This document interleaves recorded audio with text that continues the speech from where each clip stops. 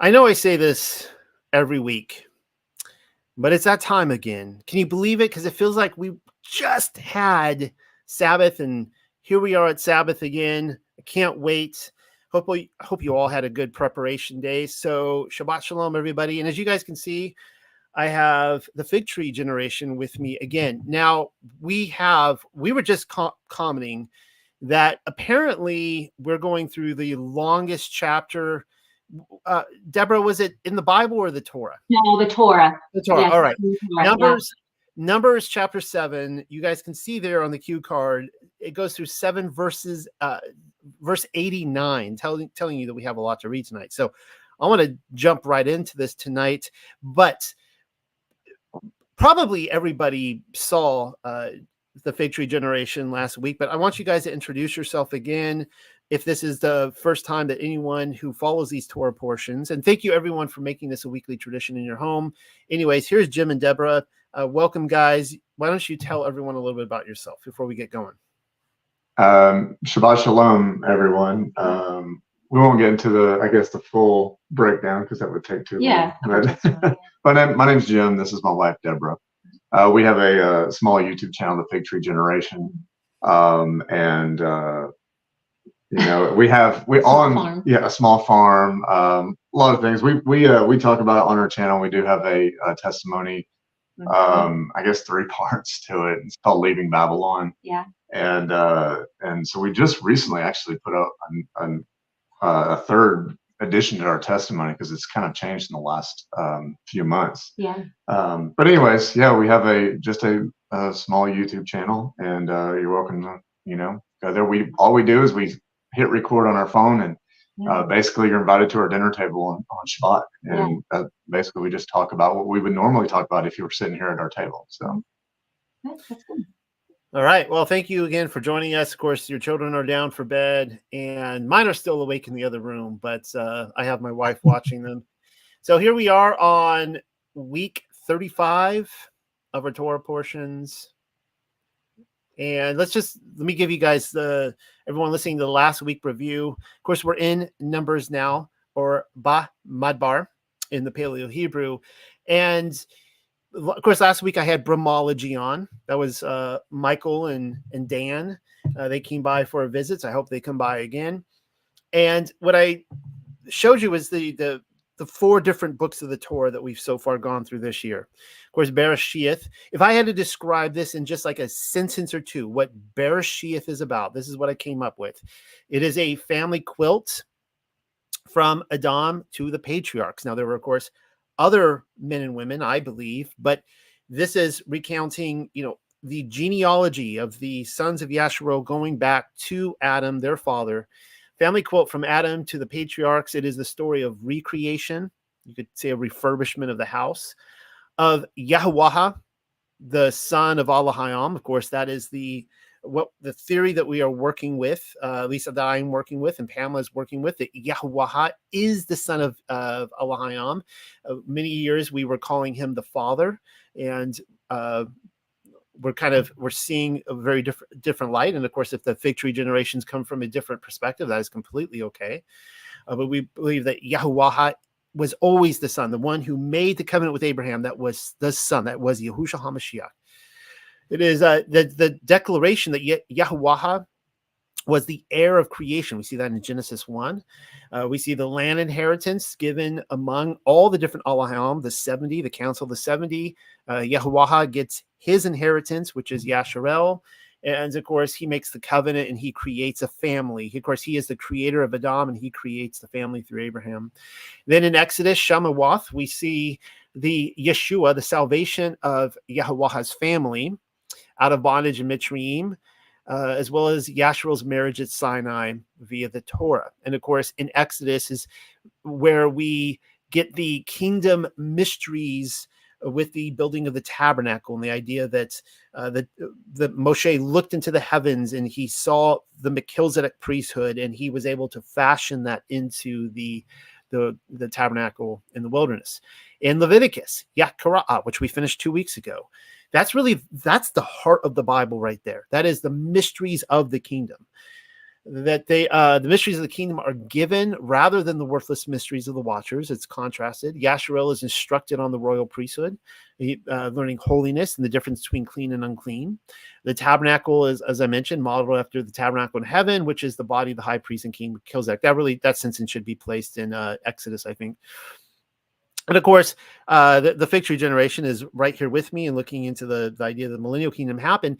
And the thing that fascinates me, really, is that so many people are looking into this, but they want nothing to do with the holiness of Yahuwah. They want nothing to do with the holiness of they're like, oh, I wish I lived in the kingdom, and they're hiding it from us. And they ask the question, well, how does someone live in the kingdom? Well, it tells us in Leviticus. Leviticus is the very heart of the Bible itself, directing to, the circumcised heart. And of course, the Torah was never written for the heart of stone. And now, of course, we're in Medbar, Numbers, and I would say it can best be summed up in a camping trip gone wrong. Everyone has had the experience where they've gone off on a camping trip. They had high hopes, high aspirations, and just everything goes wrong. It just, that are we there yet? Starting and the fighting between the spouses in the car, and then you show up and it's raining and everyone's soggy and the bear comes and steals the food, and it's just everyone has a headache and they go home. Just everyone has had that experience. This is what Numbers is. Yasharel is ready to enter the land. They form their war parties. We saw that last week. They're going in for war. They've had a 2-year detour at Sinai in order to meet Yahuwah, to meet their Elohim, to learn the mysteries of the kingdom. They build their tabernacle, and then they're going in, they murmur, they rebel, and they refuse to enter due to their unbelief. And then it's tragedy strikes, and they have to wander the wilderness for 40 years, 38 more plus the 2 that they were already there. All right. Now, this week, let's see what I said. Whereas the commandments in Exodus made sense. So everything had contextual sense in Exodus. The commandments, the 10 commandments are delivered. The tabernacle is delivered. And in Leviticus, we also had everything kind of made contextual sense of learning the kingdom mysteries. The commandments in Numbers are a little bit jarring. They feel a little bit out of place. Like you have these stories of the people, and they don't necessarily match up with the commands are given. You're going to see a little bit of that tonight. Some of the things we're looking at, like the Nazirite vow, and they just seem a little bit unrelated and out of sequence of events, just to point that out. Now, there's meaning to everything in the Torah, and perhaps we will find some of that. Now, I'm going to just show you guys a couple family pictures. I don't usually do this. And this is interesting because I'm always looking for patterns in my life. I have my picture. I don't know if my wife likes this picture. I love this picture. This is of her at the bottom of a cave in France. Like this is a tunnel that shoots up hundreds of feet, and she's actually looking up at this ray of light coming down in the complete darkness. I'm always looking for patterns that Yah sends me, and I've had some amazing ones in the last couple of weeks. So let me see if I can recount all this. 5 years ago, the very Torah portion that we're going through tonight, it was my first cycle going through the Torah portions. This would have been 2019. Yeah, so 5 years. And we're living in Europe. I know some of you are rolling your eyes right now, like, oh, he's going to talk about living in Europe again. He's going back to the living in Europe stories. Well, yeah, I'm about to do it. We're living in Europe, and we're actually in the Dordogne Valley of France. We're there for a whole month. We were hopping around each month in a different area in Europe, and we're in the Dordogne Valley in France. This is where like all the Neanderthal cave paintings are and all that sort of stuff. This is we were right outside of Sarlet Lake, Canada, which is a truffle country. Wonderful. We were staying in this amazing medieval walled city in a house that was about 4 or 5 stories, and so I remember when this Torah portion that we're going to go through today came up, and my whole family was kind of new to Torah. They were kind of on board, but I couldn't get them to go through the portions with me. And so I'm like, I kept calling them in the room. Nobody was coming. They're like, no, they don't want to do it. So I'm sitting there alone and going through Numbers this very week, 5 years ago, in this house in France, just mesmerized by every single word. and just blown away at what I was learning in there. And that was the same house we were in. I was down in a wine cellar, and I started taking the notes of for those of you who watched my Nazirite video this last week, the Nazirite Christianity versus the Millennial Kingdom, I started writing that. It just now got published in the last week. I started writing that in that wine cellar in that house in France, and it's gone all this time unpublished. And I didn't time that. I mean, it was like Yah's timing that to the very week I gave the presentation, I had no knowledge of that. And I looked and go, wow. And then this Thursday, I'm bringing on Lou White. For those of you who know that guy, he like predates Rob Skiba. He's been in the Torah movement for a lot of years, talking about Mystery Babylon. I'm bringing him on this Thursday. It was in that wine cellar that I discovered the writings of Lou White. And I'm like, this guy is incredible. So it's just interesting how I see these patterns and all these things come together, in these segments of weeks and years. And of course, here's I don't know what's going on in this picture, but here's my two sons 5 years ago in Sarlette Lake, Canada. I think we went out for truffles that night, and they were finding something funny. I don't know what was so funny, but anyways. All right. So what I'm going to do tonight is I'm going to start reading. I'm going to read the first chapter, and then I'm going to hand it over to Jim and Deborah over on the stage right over there to give the first commentary. So let's get right into this. And Yahuwah, the ever-living, set words in order toward Al-Mashahah to declare, lift up the head of the sons of Gershon, or in the Paleo it would be Gershon. In addition to these, according to the houses of their fathers by their families, from sons aged 30 years and higher until a son aged 50 years, you shall number them. All those coming to work the work of the service in the tent of meeting. This is the work of service of the families of the Gershonites, or the Gershoniah, for service and for their burden. And he has lifted up the curtains of the Mashakan dwelling place and the tent of meeting, his covering, and the covering of the Thukash, which is upon him from above, and the covering of the tent of meeting, and the hanging veils of the enclosure, and the covering for the entrance of the gate of the enclosure, which protects the Mashkan dwelling place.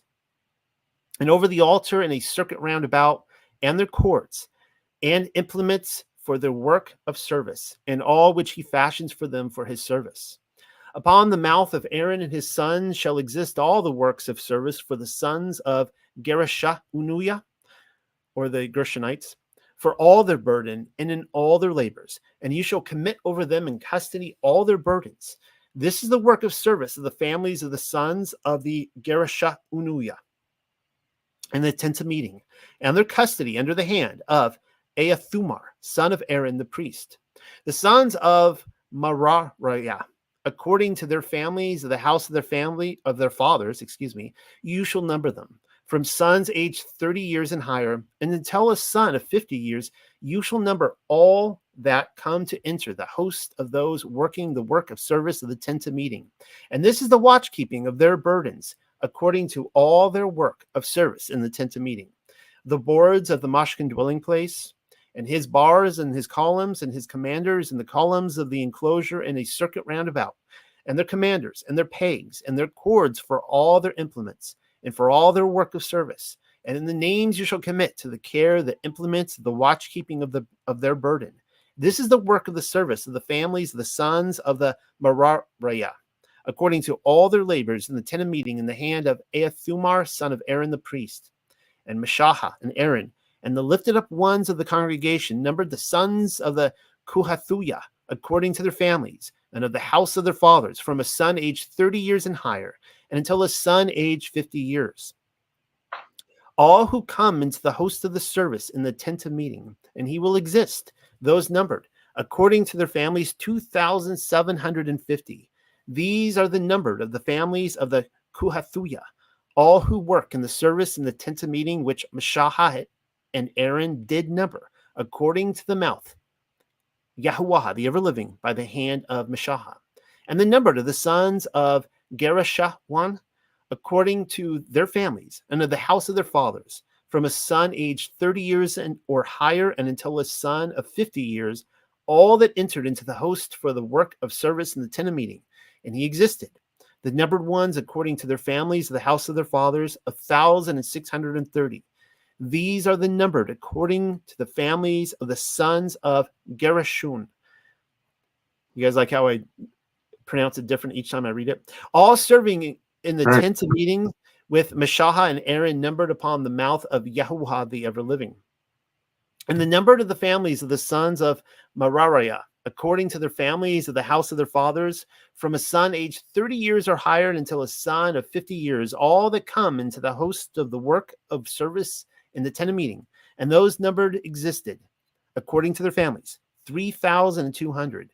These are the numbered of the families of the sons of Merariah, whom Meshach and Aaron numbered upon the mouth of Yahuwah, the ever-living, by the hand of Meshach. All the numbered ones whom Meshach and Aaron and the lifted up chiefs of Yasharel numbered of the Levites, or the Lawayam, according to their families and to the house of their fathers, from a son aged 30 years or higher and until a son of 50 years, all that come to serve the work of service, even the labor and the service of the burden of the tent of meeting. And he existed. The ones numbered 8,580. Now, that's the chapter 4 there. I'm going to hand it over to you guys if you guys have any insider thoughts on that. I don't have that much written on this specific chapter. I do think it's interesting. I know I did catch the Torah portion last week with Bromology. And I know y'all went over the sons of Kohath, or the Levi's son Kohath. And right now I think we're on Gershon and Merari. Mm-hmm. I do think it's interesting. We're going over Gershon and Merari, and their names. Gershon means to drive out, and Merari means to be bitter, of course. And I think that's interesting because when we look at First Chronicles 2, the Zadokite priests come from Kohath. Of course, they come from Levi, but they come from the son Kohath. And when you look at, we talk about the millennial kingdom and all this stuff, and we're looking at Ezekiel, and that's kind of a, post, Gog, Magog war, whichever one. And we go into millennial kingdom, and they're describing, the prince that will do the sacrifices and all these things within the millennial kingdom. And you learn that the Zadok priests, they were the only ones who kept the charge. So I think that's really interesting because we got 3 different sons here of Levi. One, his descendants actually kept the charge. They were the ones that were doing everything. And it's interesting because all these people are, these 3 sons, you talked about going camping, Noel, and these 3 sons, they're responsible for picking up the tent and all the equipment and moving it. The burden. Yeah. I mean, they were doing so much, and that's probably the worst part about camping is getting it all there, loading it up, getting it all there, setting it up, and then a day later you take it all down and move it. And so they were actually doing that constantly, and so I think I don't know. There's something to that. And it's just interesting because the other 2 sons that we just read about, their names. I mean, you think about in scriptures when they named people, it had meanings. My name is Jim or James Yaakov, and I look at my name and I'm like, man, I kind of act like Yaakov. I kind of am a hill grabber. I'm kind of a supplanter, in my life. Mm-hmm. And so it's kind of interesting when you look at these other 2 sons and their names and what they mean. And you were just looking at Kohath. What was Kohath's name? I wasn't able to find it. Yeah. Oh, okay. Well, I just think it's really interesting that the Zadok priests came from that. What are your thoughts on the Zadok priests and the Qumran community? I actually love the Qumran texts. There's a lot of amazing things in there. We actually switched this year. We've been on the full moon, new moon calendar for the last 3 years, and this year switched to a form of the Zadok calendar. I still don't think it's right, 100%.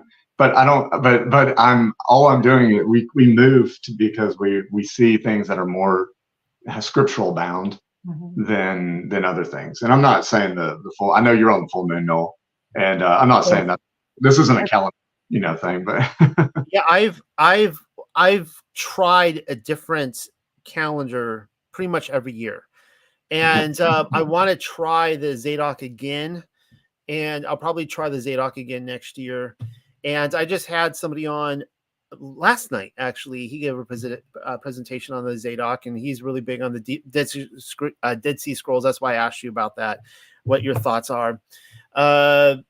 Yeah, that's just one of the things I just don't have. Everyone has different pieces of the puzzle, and I just don't feel like I have that piece of the puzzle. I don't have the wisdom on the calendar. I don't get the calendar. I'm not a math guy.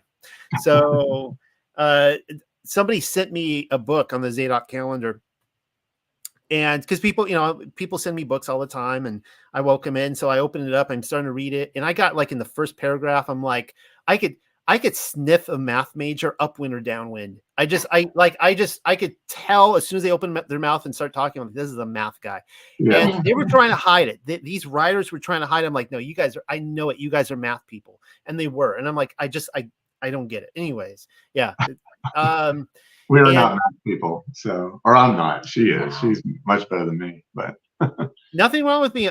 Math people. It's just, it's like, almost like oil and water sometimes in terms of like thought processes of, how I think versus, they think, and so on and so forth. All that to say is, I try to, anyways, I'm trying different calendars. I haven't taken an official position on any calendar, and I didn't mean to cut you off. Did you guys have something else you want to throw in there? Oh, no, yeah, you didn't cut us off. Did you want to say anything about that? Yeah, I do want, I know I caught the last Torah portion. And I think, Michael had done kind of a deep dive into so I'm reading KJV right now. And this is just because I grew up on KJV and I like how it sounds, but, but that's it. I mean, we use a bunch of different translations, but in my KJV, it says badger skins, specifically in verse 25. And this is on the tabernacle. Now, I know that the word is takash, or it could be porpoise skin. Yeah.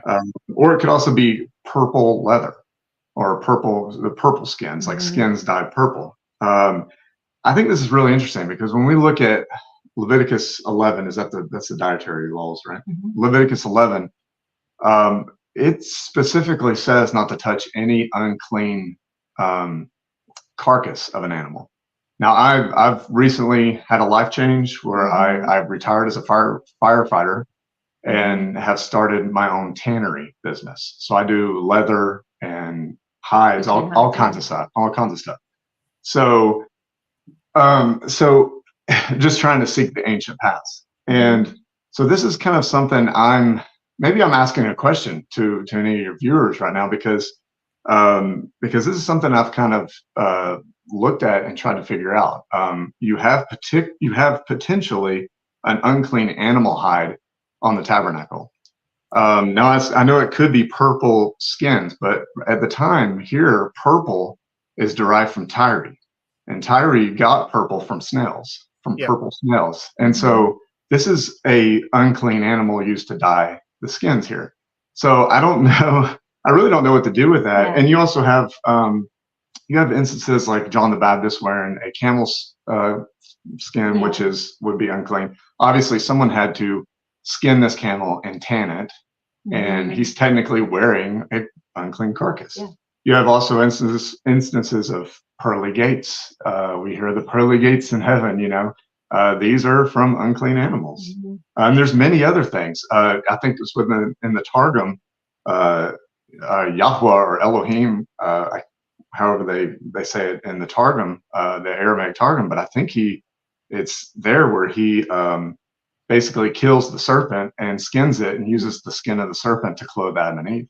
So we have a lot of unclean carcasses being used. So I'm not really sure what to do with that, especially being a tanner myself. I've kind of shied away from unclean animals, anymore recently. And so I mainly work with buffalo and other leathers. But anyways, I just thought that was interesting. I don't know what anyone else thinks about that. We potentially have an unclean animal here on the tabernacle. So. Right. Well, it's the same thing.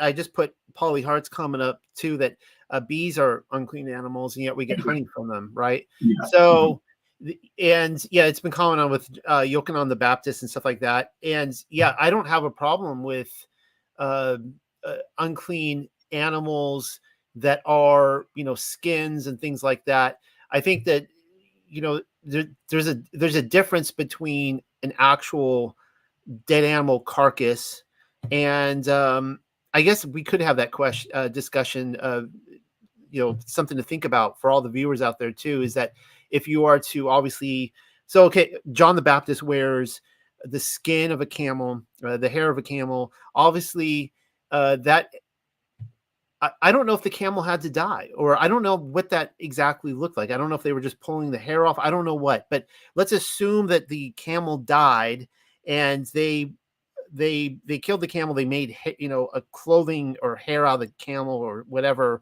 Yeah. Was that person who does that unclean? That's a good question to have. And,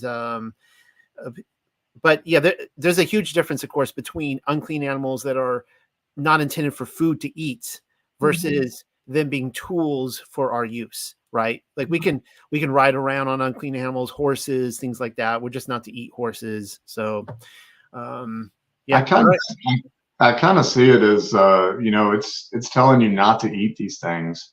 But then it goes a step further and says, don't even touch their carcass. Like don't even have a dead, pig hanging up. And because you don't want to be tempted, you don't want to have something like, man, I wonder if I want to grill that, or, but I don't know. I'm not really sure. There's a lot of, I don't know. It's just a question I've had because it is interesting, and someone had to be unclean to get these skins.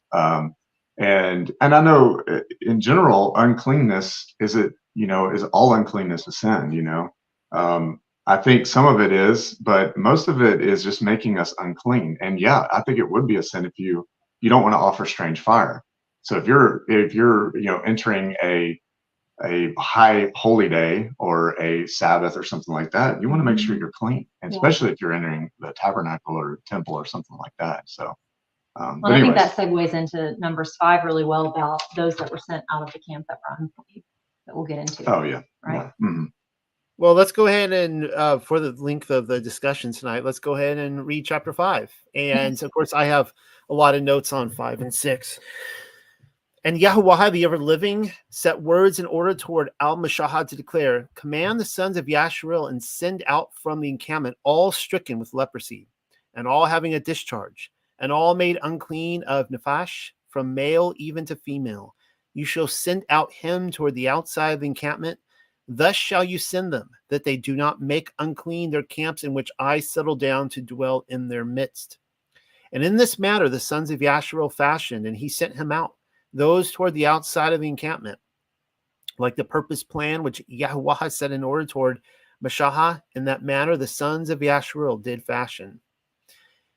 And Yahuwah, the ever-living, set words in order toward Al-Mashahah to declare, if any man or perhaps a woman shall fashion from all sins that Adam do to act treacherously by sinning against Yahuwah, and having failed in his duty, be guilty, and he has confessed their sin which he fashioned, and he has turned back his guilt acquired by sinning, then he will increase the 5th part over him, and shall give for whom the guilt was acquired unto him, but conditionally.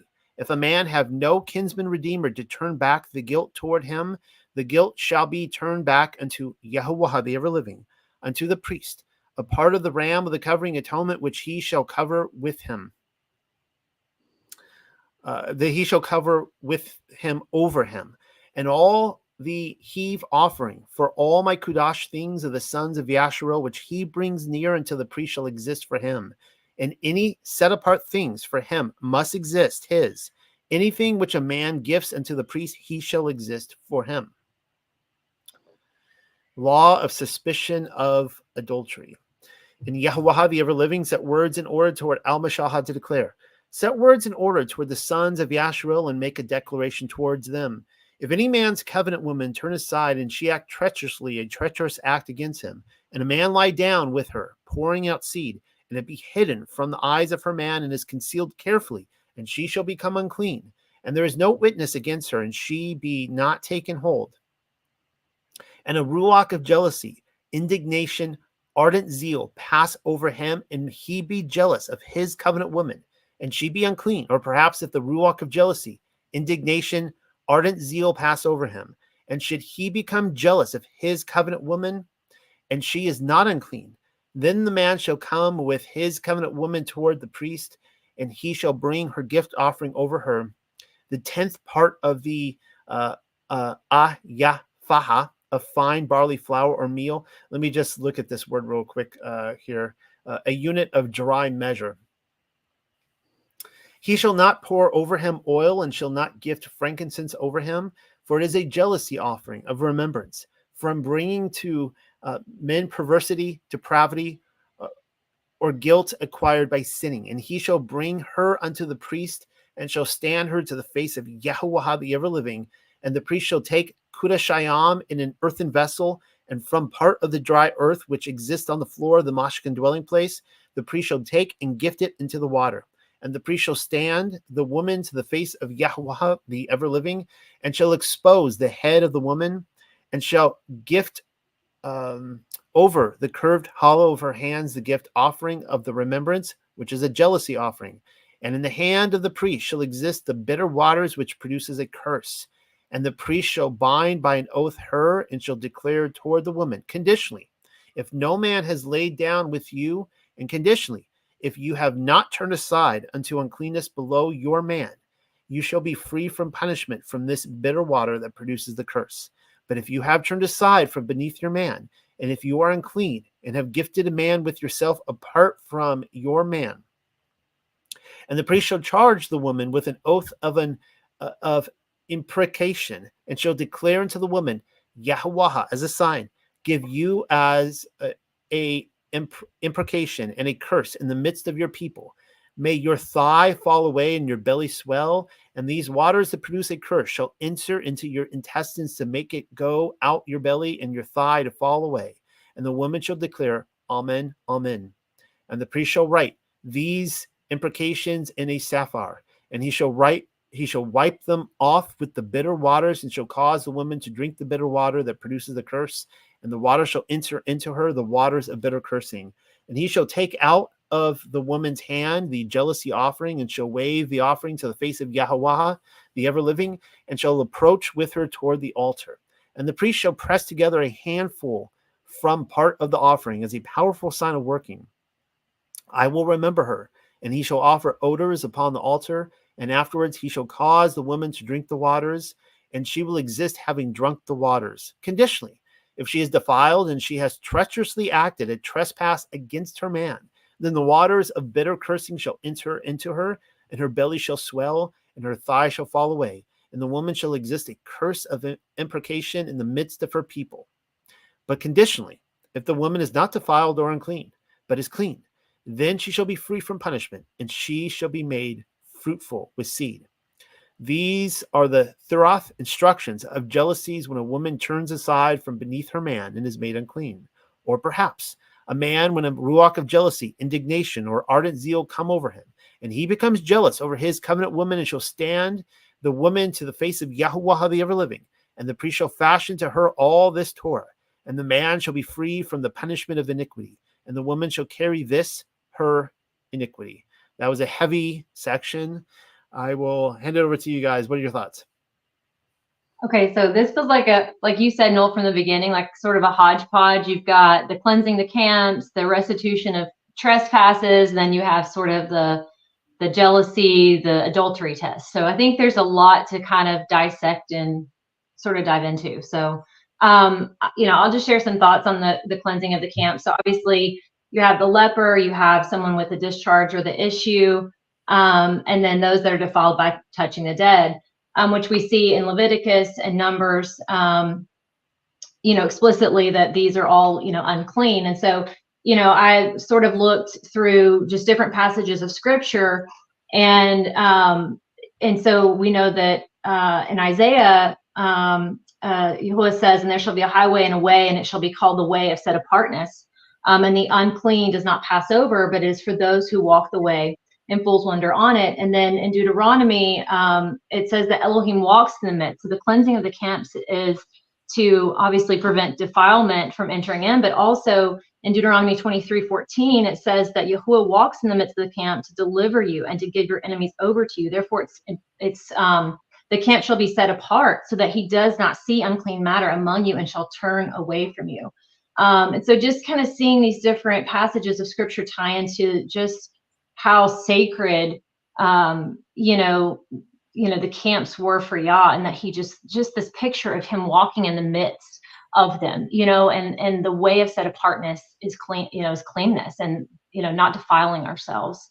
I don't know, I just thought that was kind of interesting. Well, I know a lot of like us Torah, us crazy Torah folk want to like get together and say, we need to all be together, and we need to camp out, we need to be just like in the wilderness. Mm-hmm.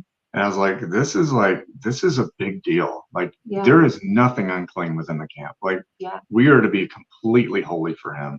And like you say, he's walking in the midst. He's Mm-hmm. exposing like our uncleanness, our sin, our Mm-hmm. transgressions. I just that is really interesting. But also I wanted to like You want to go to the jealousy test? Yeah, with the jealousy, of course we think of Yahuwah here. I mean, in Exodus 34:14. It said he is jealous. Mm-hmm. He has jealousy, and of course when we all this is pointing to Israel.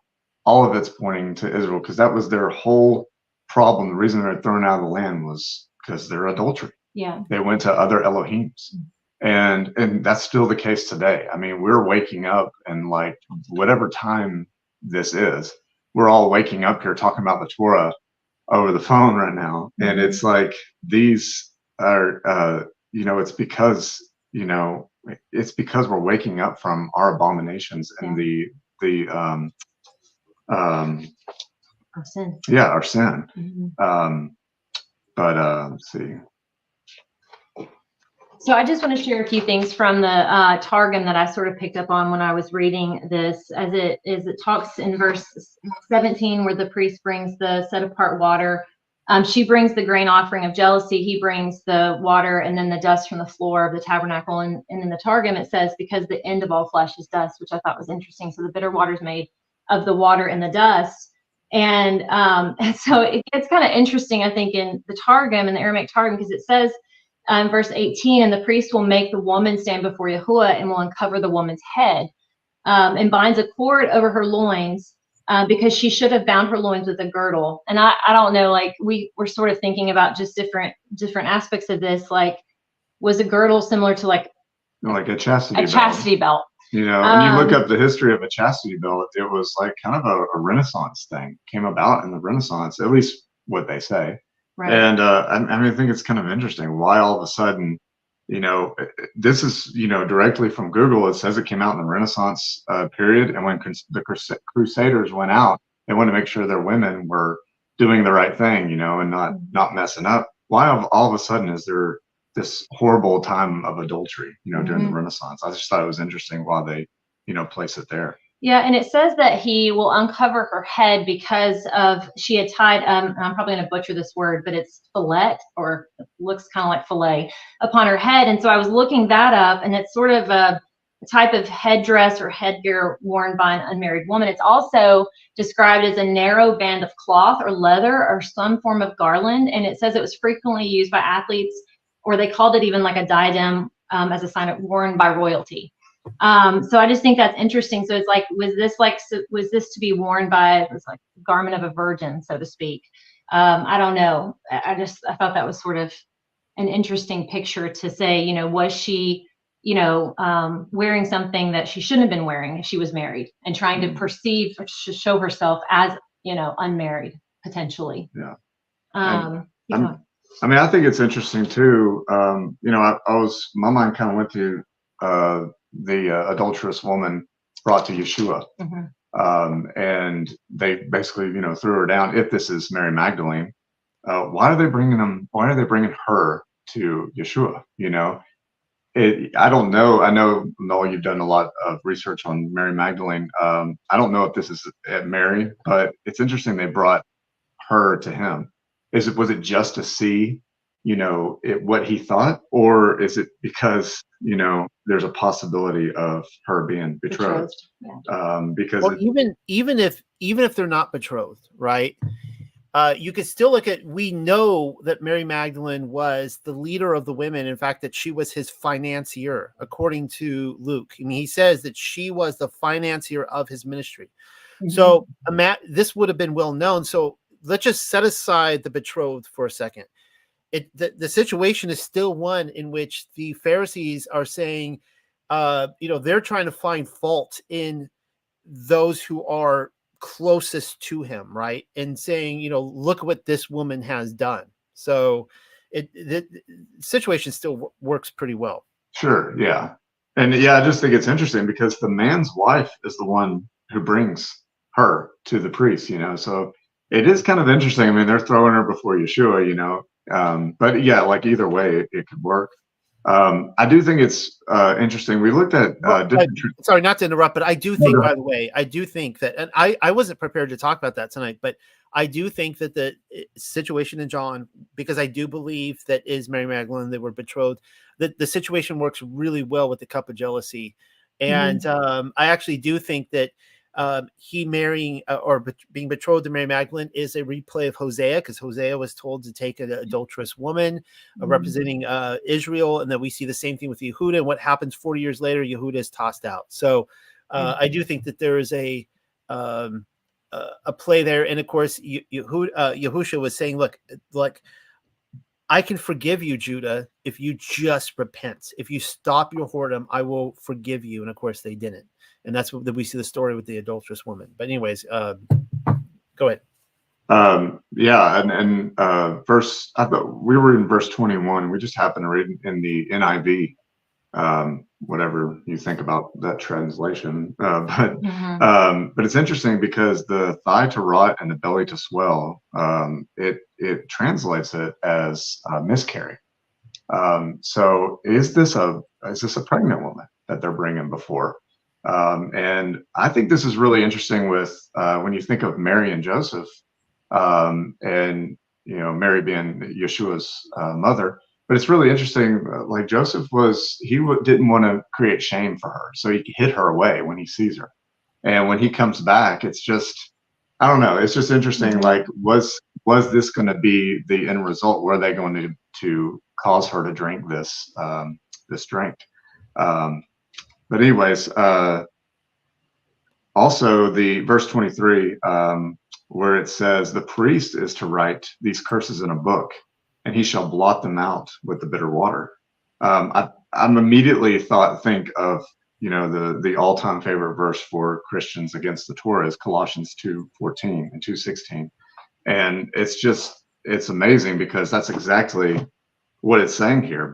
I'll just read it real quick. Colossians 2:14, blotting out the handwriting of ordinances that was against us, which was contrary to us, and took it out of the way, nailing it to the cross, and having spoiled principalities and powers, he made a show of them, openly triumphing over them in it. And I just think it's amazing because we're told all the time, oh, he nailed the Torah to the cross, but this is the handwriting of ordinances. And what is that? I mean, of course, you read Colossians in context, it tells you. But when you go back here, the priest is writing down this curse in a book. He's writing down what happened to this woman in a book. And here we got in Colossians, Paul is saying on the cross, Yeshua blotted that out. He blotted out the curse that was against you. Yeah. So this woman who's caught in adultery had a curse written down in a book. Yeshua blots it out. I think it's amazing because that's what, we've all heard the argument for Colossians and, so. And of course, the bitter cup, we have Yeshua in Matthew 20, let's see. 22. Yeah, it talks about the bitter cup. Yeah. Of course, when he's in the Garden of Gethsemane, he's asking for the cup to pass from him. The Matthew 22 that's with the sons of Zebedee were asking to drink of the same cup. Yeah. And so he was drinking a bitter cup. He was drinking this bitter cup for the adulterous bride. He came only for the lost children of Israel. So he comes for the bride that committed Yeah. adultery and was Yeah. kicked out, and it's to win them back, to Yeah. bring them back, to drink of their cup, their Yeah. cup of goodness. So there's a lot there. I mean, it's an amazing.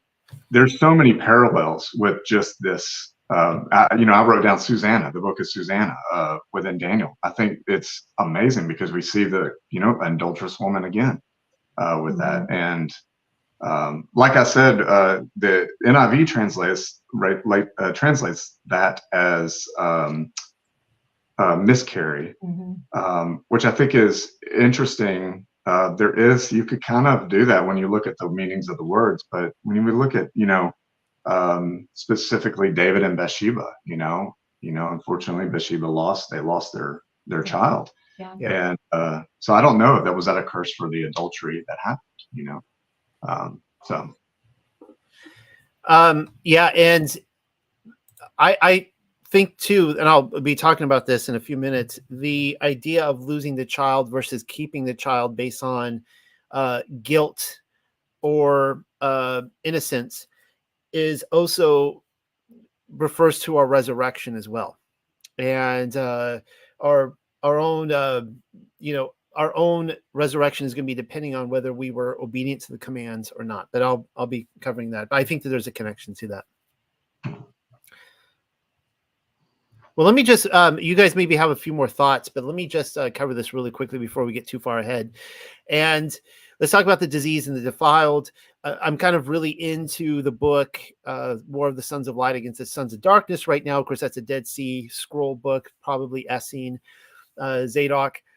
And I'm going to be giving a presentation on it this Tuesday night, and it's going to be a direct follow-up to the Nazirite. I was encouraged.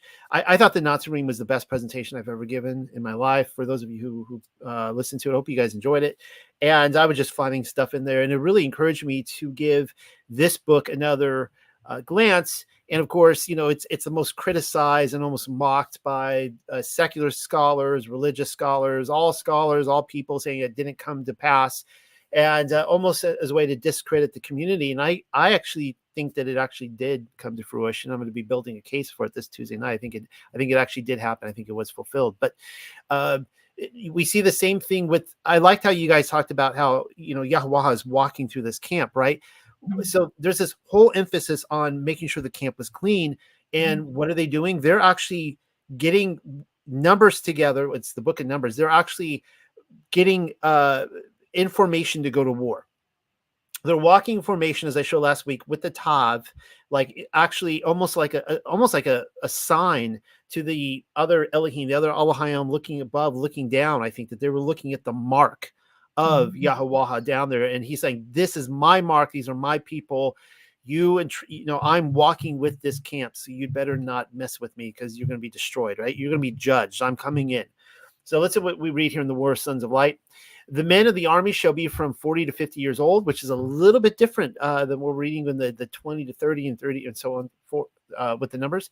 The commissioners of the camp shall be from 50 to 60 years old. The officers, well, let me skip that. Actually, we don't need to read that. Let me just go down this paragraph right here.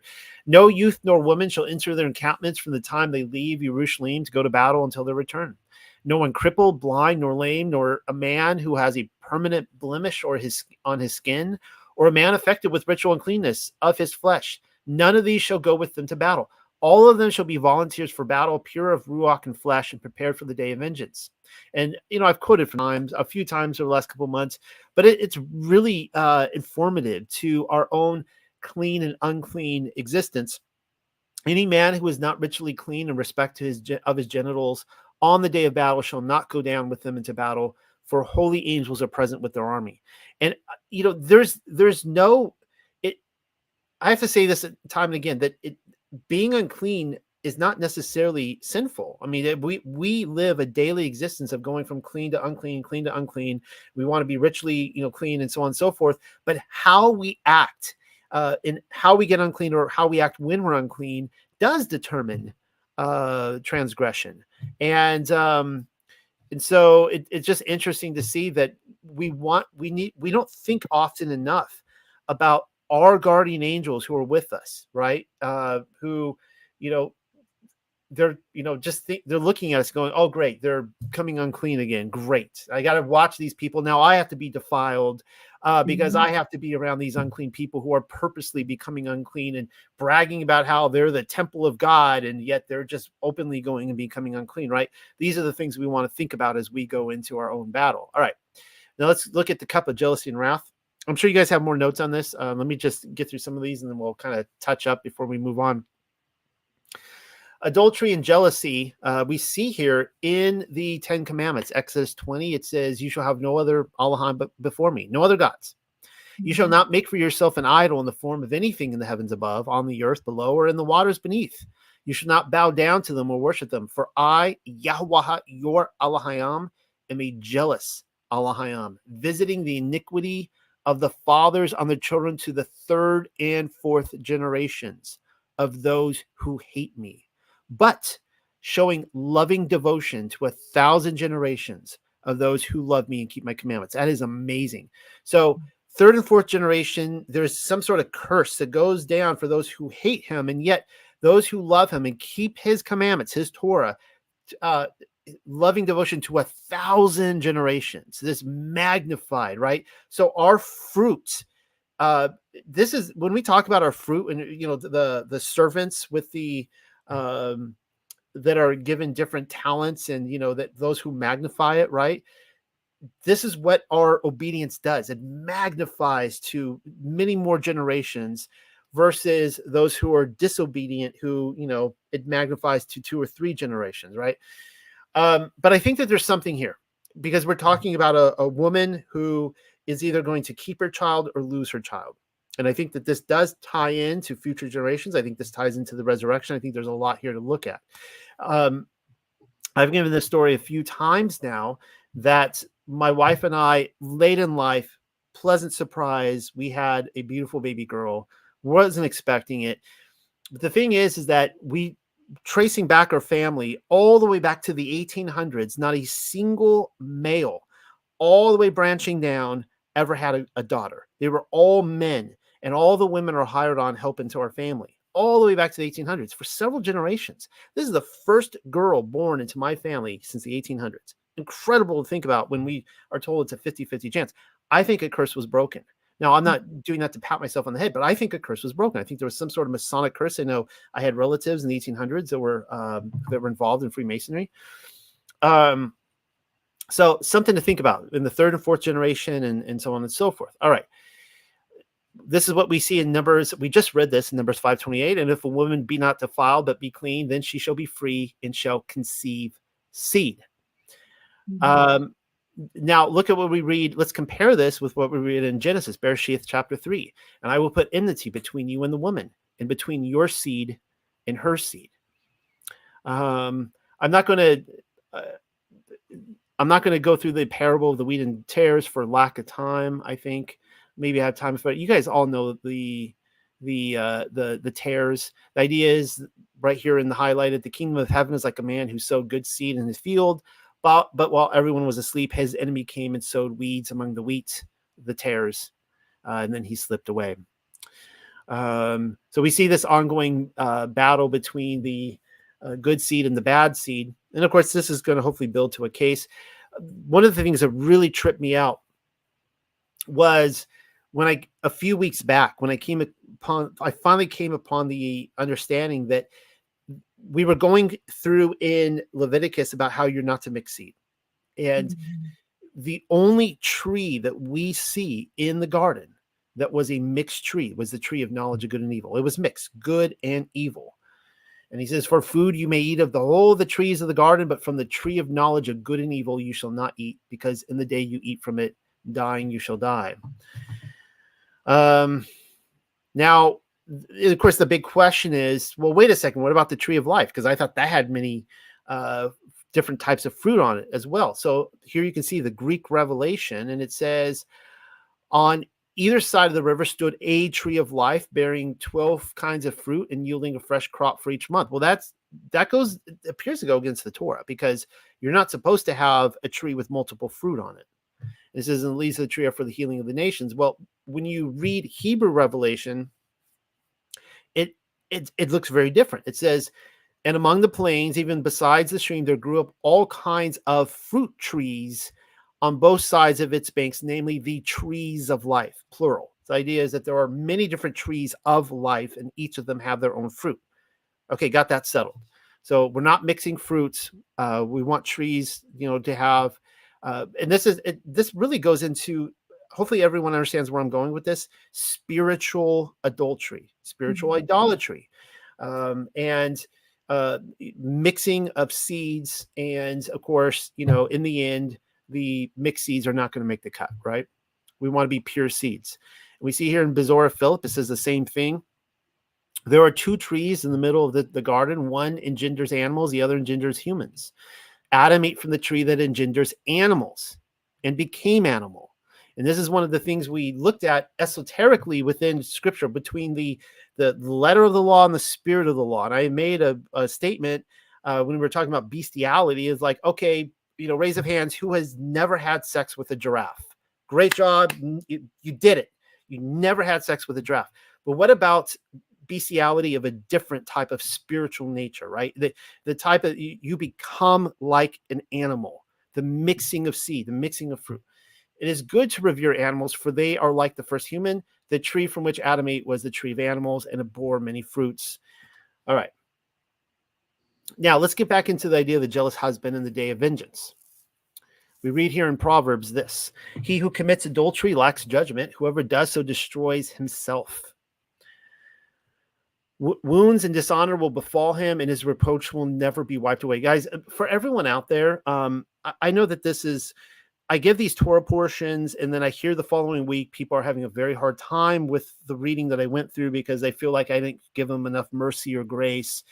And Yahweh makes it very clear that in the latter days, when we wake up, that he will be merciful to us and he will be gracious to us.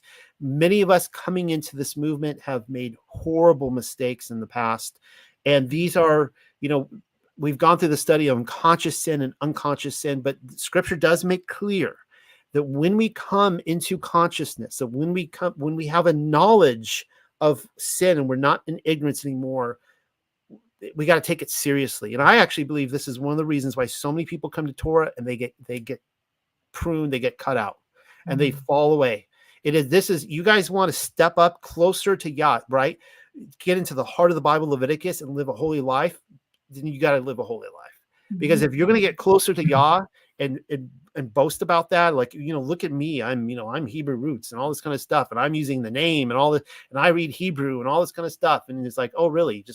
And pretty soon you see these people go off and they become apostate. Yeah. All right.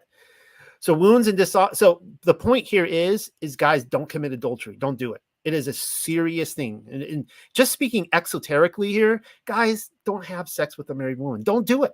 Just don't do it. Don't commit adultery. All right. There's no excuse for it. For jealousy enrages a husband, and he will show no mercy in the day of vengeance. And this is, of course, ultimately speaking of Yahweh, the fact that he will not show people. So many people are going to go to heaven, and they're going to think that they are going to get off the hook because they believed in the historical existence of the death, burial, and resurrection of Jesus, and they're good to go. And I think they're going to be sadly mistaken to find out that they were serial adulterers, and they thought he would be okay with that, and he's not going to show mercy in that day. We need to be repentant, and the Torah should just lead us to repentance. And this is why so many people are appalled by the Torah. This is the heart of the matter, why people do not like the Torah. They don't want anything because they're not repentant. They do not want to confront their sin and have to live a holy life. I just said it. All right.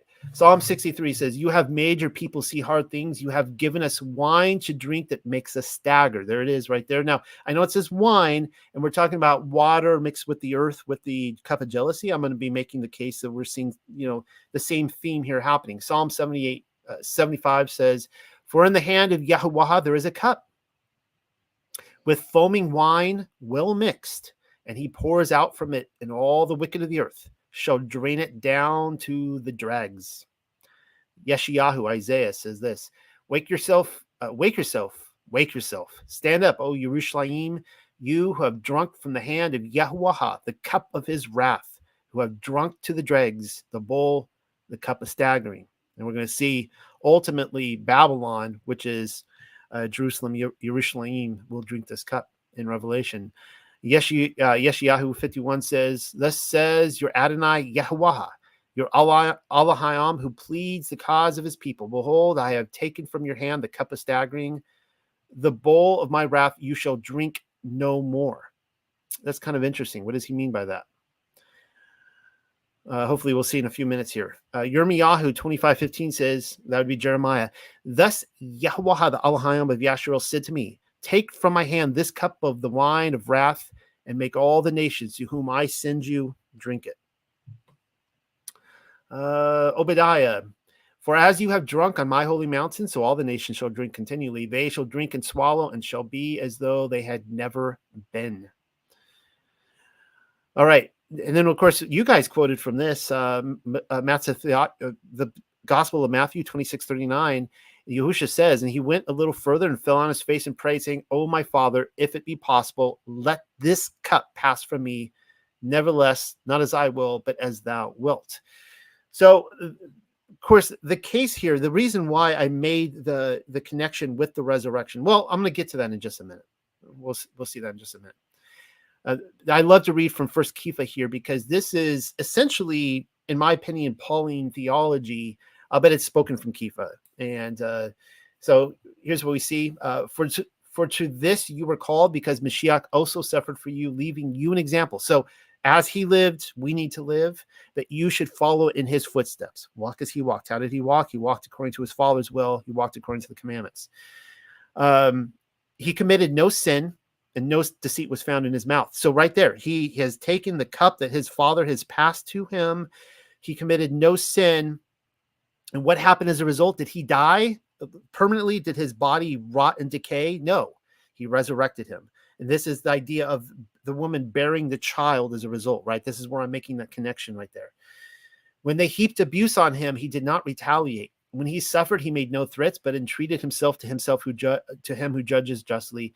He himself bore our sins in his body on the tree, so that we might die to sin and live to righteousness. And that, of course, that's the whole Christian paradigm right there. That the one thing that they get absolutely 100% right, that he did, but he bore our sins on the Tav, on the warp and the wolf, the tree, the cross, and he basically, so that we as the adulterers could now return to him. We were ignorant of our sins, and we could return now to him again. All right, and this is what I wanted to say about the resurrection. We're going to read from Polycarp right here. How exciting is that? Not every day you get to read from Polycarp. "Therefore, prepare for action, serve Allahayam in fear and truth, leaving behind the empty and meaningless talk and the error of the crowd." By the way, for everyone, if you did not catch my Nazirite video, I did a huge whole investigation and showed that Polycarp was Nazirite. He was a Torah obedient, feast keeping, Sabbath keeping individual, and believing in the one who raised our Adonai, or Lord Jesus Christus, from the dead and gave him glory and a throne at his right hand. To him all things in heaven and on earth were subjected, whom every breathing creature serves, who is coming as judge of the living and the dead, for whose blood Al-Hayam, I should say Deus there, will hold responsible those who disobey him. But the one who raised him from the dead will raise us also. And here's the key, right? Why did the Father raise his Son from the dead? Because he did not sin, right? He took our sins. He was sinless. He was raised. So if we do his will and follow his commandments and love the things that he loved, what are the things that Yahushua HaMashiach loved? While avoiding every kind of unrighteousness, greed, love of money, slander, and false testimony, not repaying evil for evil, and so on and so forth. Conditionally, Polycarp is saying conditionally, if we love the things he loved, walked as he walked, we too can be raised from the dead. It's the idea of drinking this cup and, having the child and not having the child die. All right. There's a death penalty for idolatry here. If a man or a woman among you, this is coming from Deuteronomy, if a man, or which I know idolatry is a little bit of different than adultery, but it's actually not, right? It's committing adultery against our Allahayam.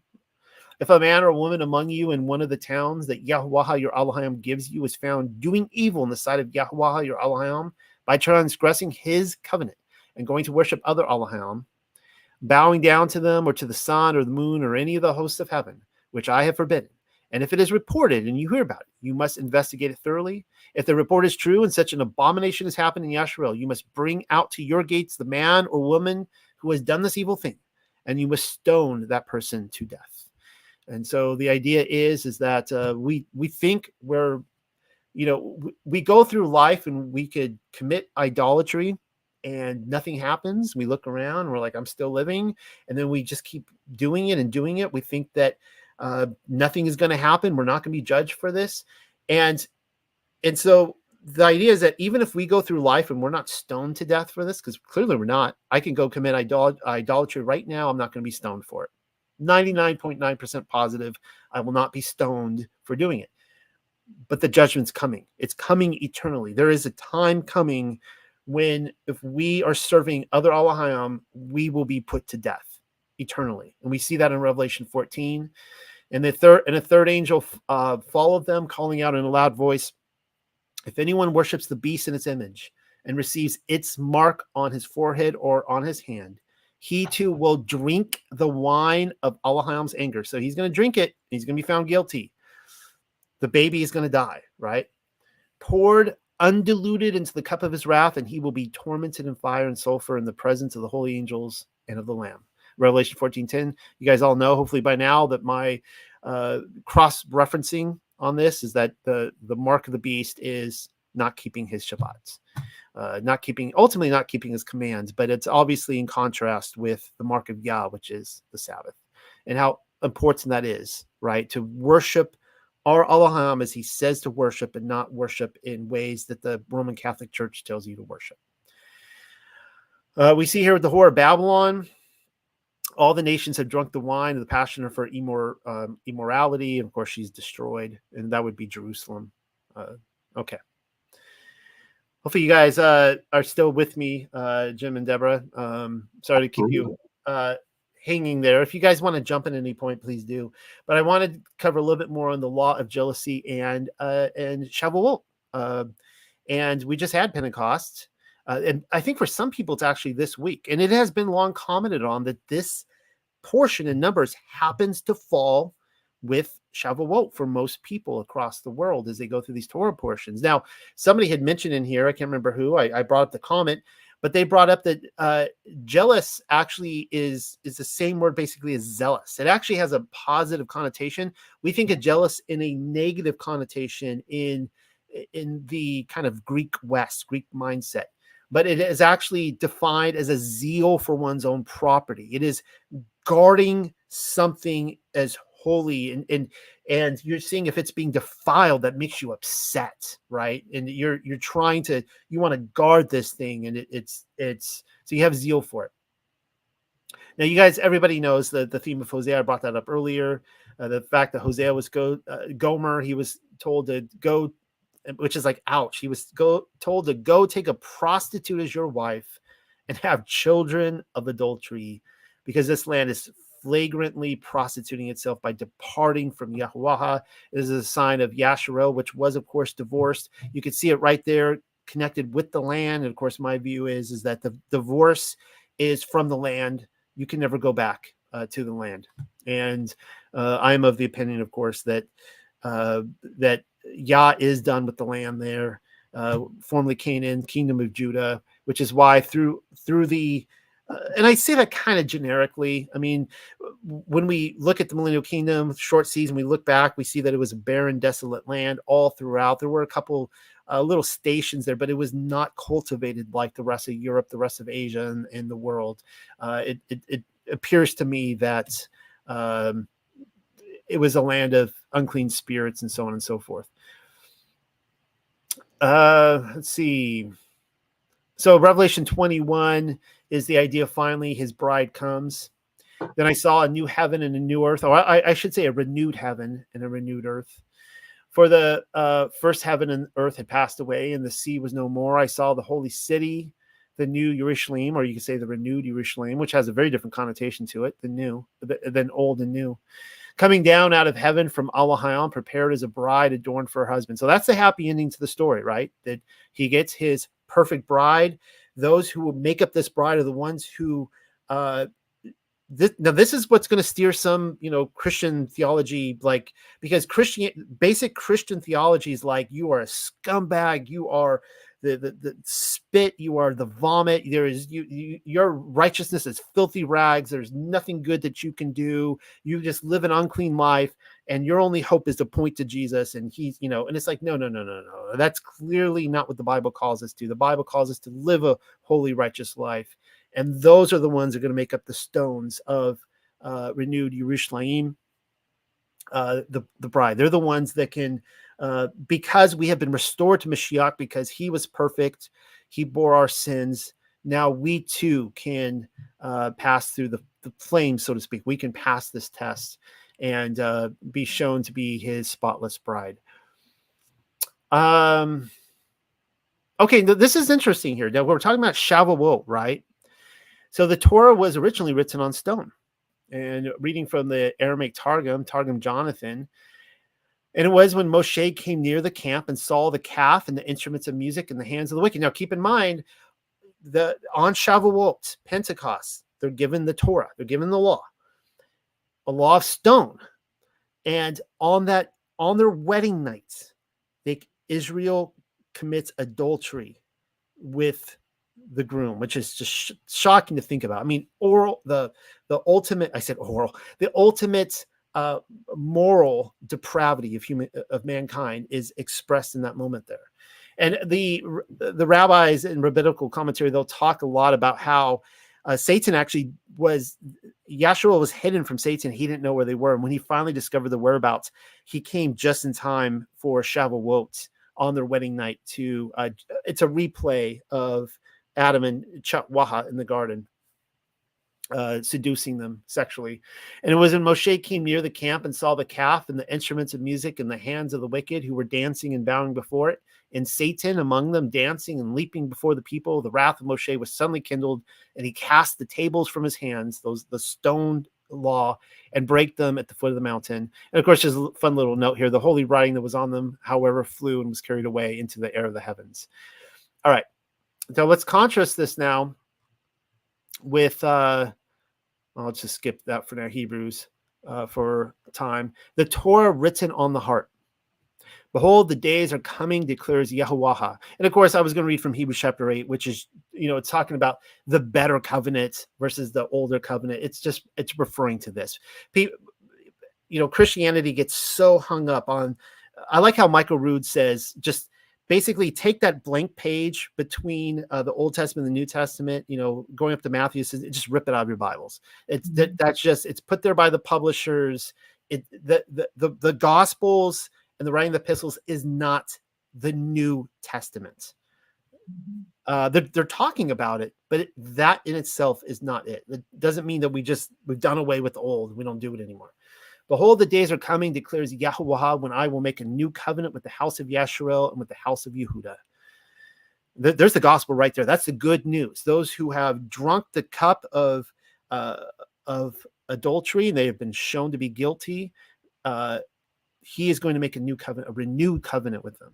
It will not be like the covenant I made with their fathers when I took them by the hand to lead them out of the hand of Egypt, a covenant they broke, though I was a husband to them, declares Yahuwah. But this is the covenant I will make with the house of Yasharel. After those days, declares Yahuwah, I will put my Torah in their minds and ascribe it on their hearts. I quote that when people say that the Torah has been done away with and they're in the new covenant, I'm like, well, let's talk about the new covenant, because this is the passage right here. This is the prophetic passage that is talked about all through the New Testament. This is it. And they're like, I don't have to do the Torah because it's on my heart. I'm like, did you just hear what he just said right there? If it's on your heart, then you're going to do it. I will put, this is what, if we, it's kind of like, I can do all things through Christ, but I can't do the Torah, right? That's too hard. I can do all things through Christ, but not the Torah. Anyways, I digress. I will put my Torah in their minds and ascribe it on their hearts, and I will be their Elohim, and they will be my people. No longer will each man teach his neighbor or his brother, saying, know Yahuwah, because they will all know me. from the least of them to the greatest, declares Yahuwah, for I will forgive their iniquities and remember their sins no more. And of course, my view on this is the renewed covenant is ultimately pointing to our resurrection. All right. And again, the covenant is predicated upon the if and the conditionally. There's always an if and a conditionally. Now, if Exodus chapter 19 says, now, if you obey me fully, so if, conditionally, now conditionally, if you obey me fully and keep my covenant, then out of all the nations, you will be my treasured possession. Although the whole earth is mine, you will be for me a kingdom of priests and a holy nation. A couple more notes on this, because now we're seeing that the old covenant was, stone. The new one is a circumcised heart, meaning they were struggling to keep the Torah, but now we can do it, guys. We can do it. Mashiach did it. We can do it. And as I always point out, true Torah keeping is repentance. It's actually acknowledging that sin is a transgression of the Torah, and when we see we have transgressed it, we repent of it.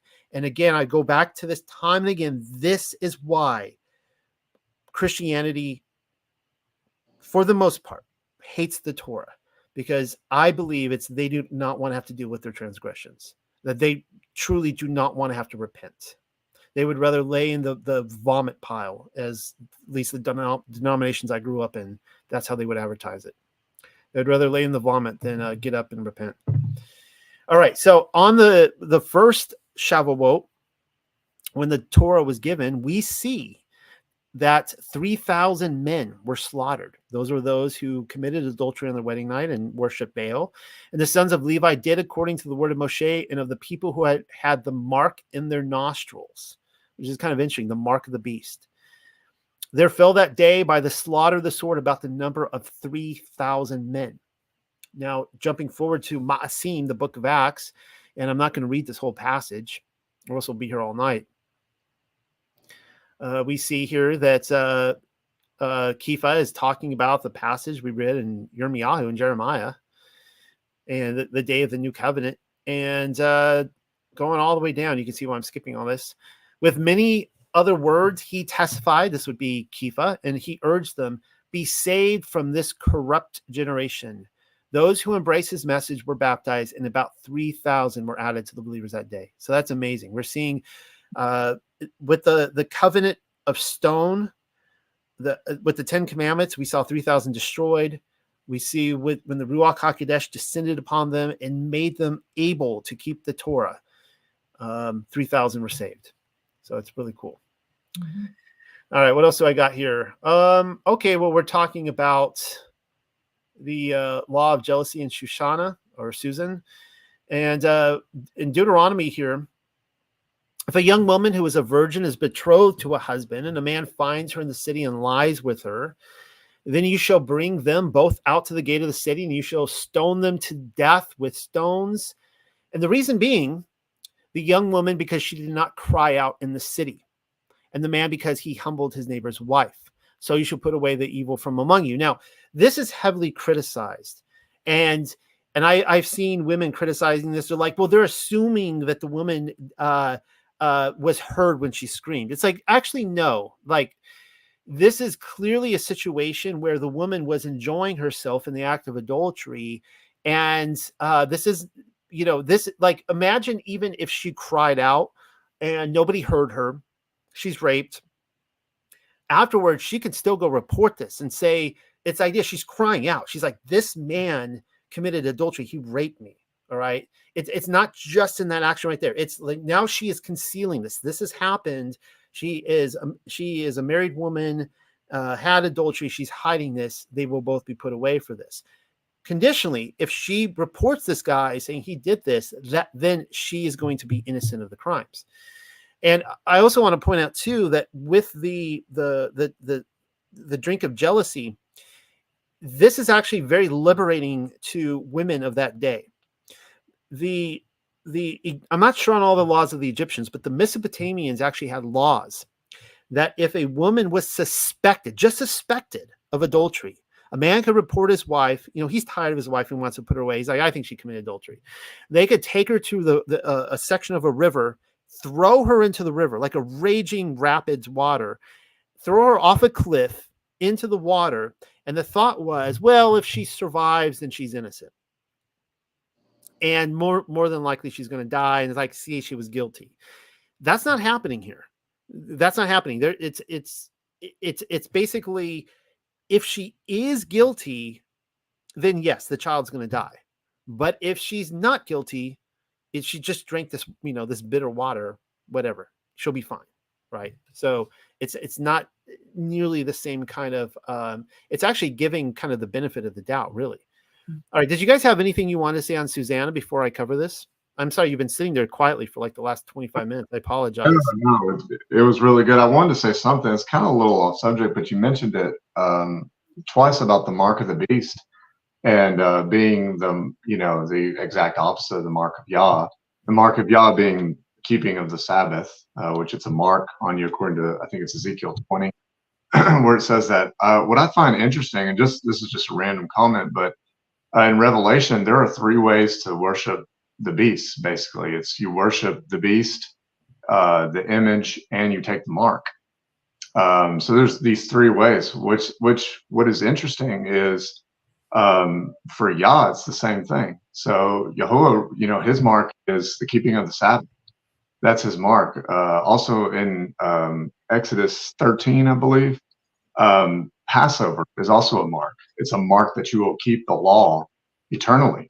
When you keep that Passover, and a lot of us, when we came to Torah, Passover was like our first feast. And we were like, I just remember our first Passover, we were so excited. Like, it was amazing. And that's like a mark that you're going to keep the Torah. And we find that in Deuteronomy 6 as well, that it would be a mark between your eyes and on your hand. Also in Ezekiel 9, it's a mark if you mourn for the abominations committed in Jerusalem. And I think that's amazing. There's a sign on Ezekiel because he mourned for the abominations. So we have three ways to worship Yah and seek his mark, and then 3 ways to seek the mark of the beast, which I just thought it was interesting. But I do agree that the Sabbath it's the mark of Yah. You have the beast doing the exact opposite, trying to get you the furthest away from the Sabbath and changing the day and all these things. So. Well, okay, that is, I actually did not put that together with Passover, and I'm really glad you brought that up, because again, for those of you who saw my Nazirite presentation this last Tuesday, I was pointing out that what the Roman Church started doing in the 2nd century, leading up to Constantine, is they had what was called the Easter controversy. The first person who started, the Catholic Church calls it the phase 1 and phase 2 of their Easter controversy. Pope Sixtus was the first who started mandating that everyone had to keep Easter. Now, the important thing about this is what was so important about the mandating of keeping Easter is that they wanted Lent beforehand. They wanted to have a period of fasting. Well, what happens if you have to fast before Easter, which is, keep in mind, this is not Passover. This is on a Sunday, a set day. Well, more than likely, Passover and unleavened bread is beforehand. So if you are fasting, you cannot take your Passover lamb. You cannot have your unleavened bread. They were trying to starve people away from keeping Passover. And in fact, that was the biggest issue, the biggest feast that they were having issue with. They did not want the Nazirite keeping Passover. And I didn't actually make that. So thanks, Jim, for bringing that up. I'm going to have to actually write that back in because that's a phenomenal connection there to the mark of Yah, right? So the 3 things with the mark of the beast, 3 things with the mark of Yah. And of course, I would think that the abominations in Jerusalem, we see that with Maccabees, where they were bringing them in and, they were uncircumcising. They were bringing nakedness, lewdness into the city. They were bringing... of course, they were throwing pig on the barbecue there too, as well. So, great observations. Someone mentioned NASA lies there, brought up 40 days of weeping for Tammuz. Yeah, leading up to Easter.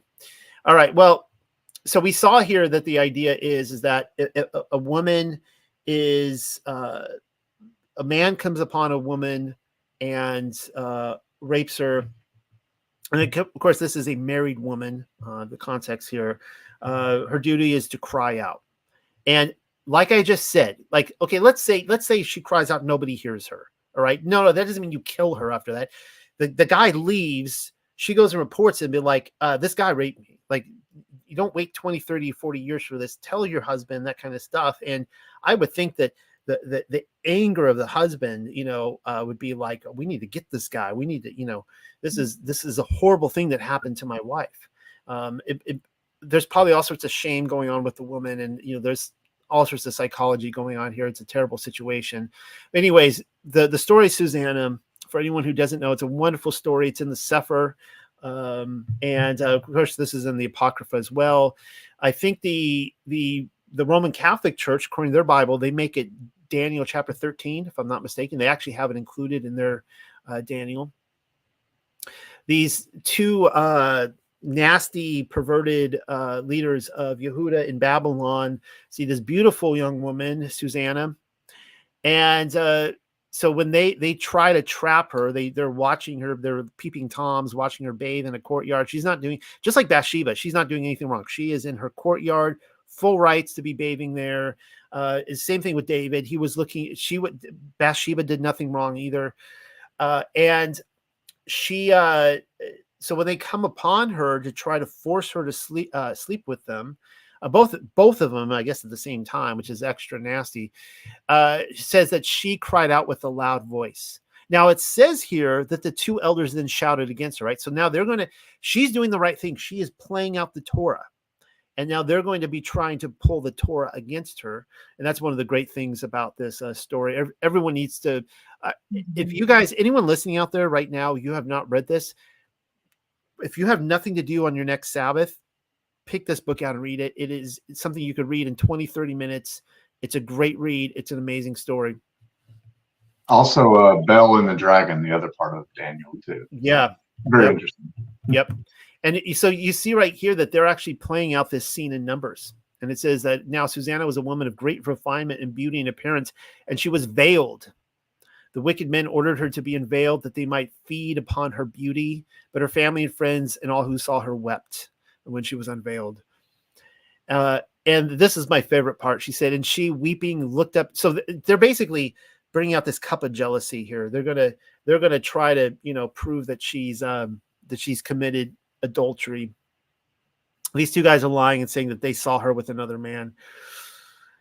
And she, weeping, looked up toward heaven, for her heart trusted in Yahuwah. And this is the great part of that line gives me chills, because Yahuwah hears her cries. She's a righteous woman, and she looks up and she prays and she cries, and he hears it. It's just like in the story in Jasher of Sodom and Gomorrah, when the woman who was killed, I think they covered her with bees or honey, I think it was. And the bees came and stung her to death, and her cries reached heaven, and he heard it and came down. And this is what we want. We want to live a righteous life. We want to be clean and not sinning, and we want to be repentant, so that when we cry out, he hears our cries. And again, this goes completely, there's going to be people out there who are still kind of in this kind of Christian indoctrination. They haven't broken out. They're going to hear me say something like that and go, oh, I can be living in sin, and he's going to hear me and answer. And it's like, okay. All right, well, let's not play Russian roulette with our souls here. There was a gorgeous prayer I held a prayer meeting this last Sunday for my friend Zen Garcia. And the latest reports I've heard is that he's doing better and recovering. And we were praying that he would be recovered. And there was a beautiful prayer given by one woman. And she said that prayed that there wouldn't be any sin that would be masking our prayer, that he would hear our prayer. And I was just like, yes, we want to, when we come before the Father, we want to make sure that we are repenting of our sins, that we are clean, and that he will hear our prayer. All right. Well, do you guys have any more thoughts on that? I should just keep reading here, chapter 6. Look at the time. Yeah.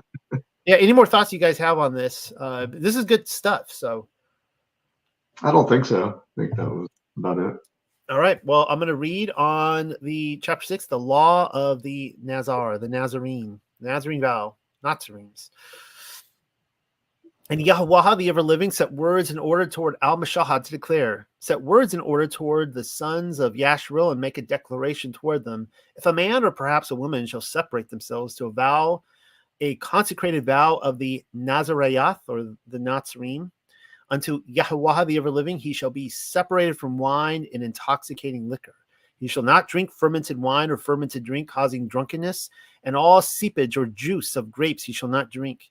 He shall not consume moist, fresh grapes or dry.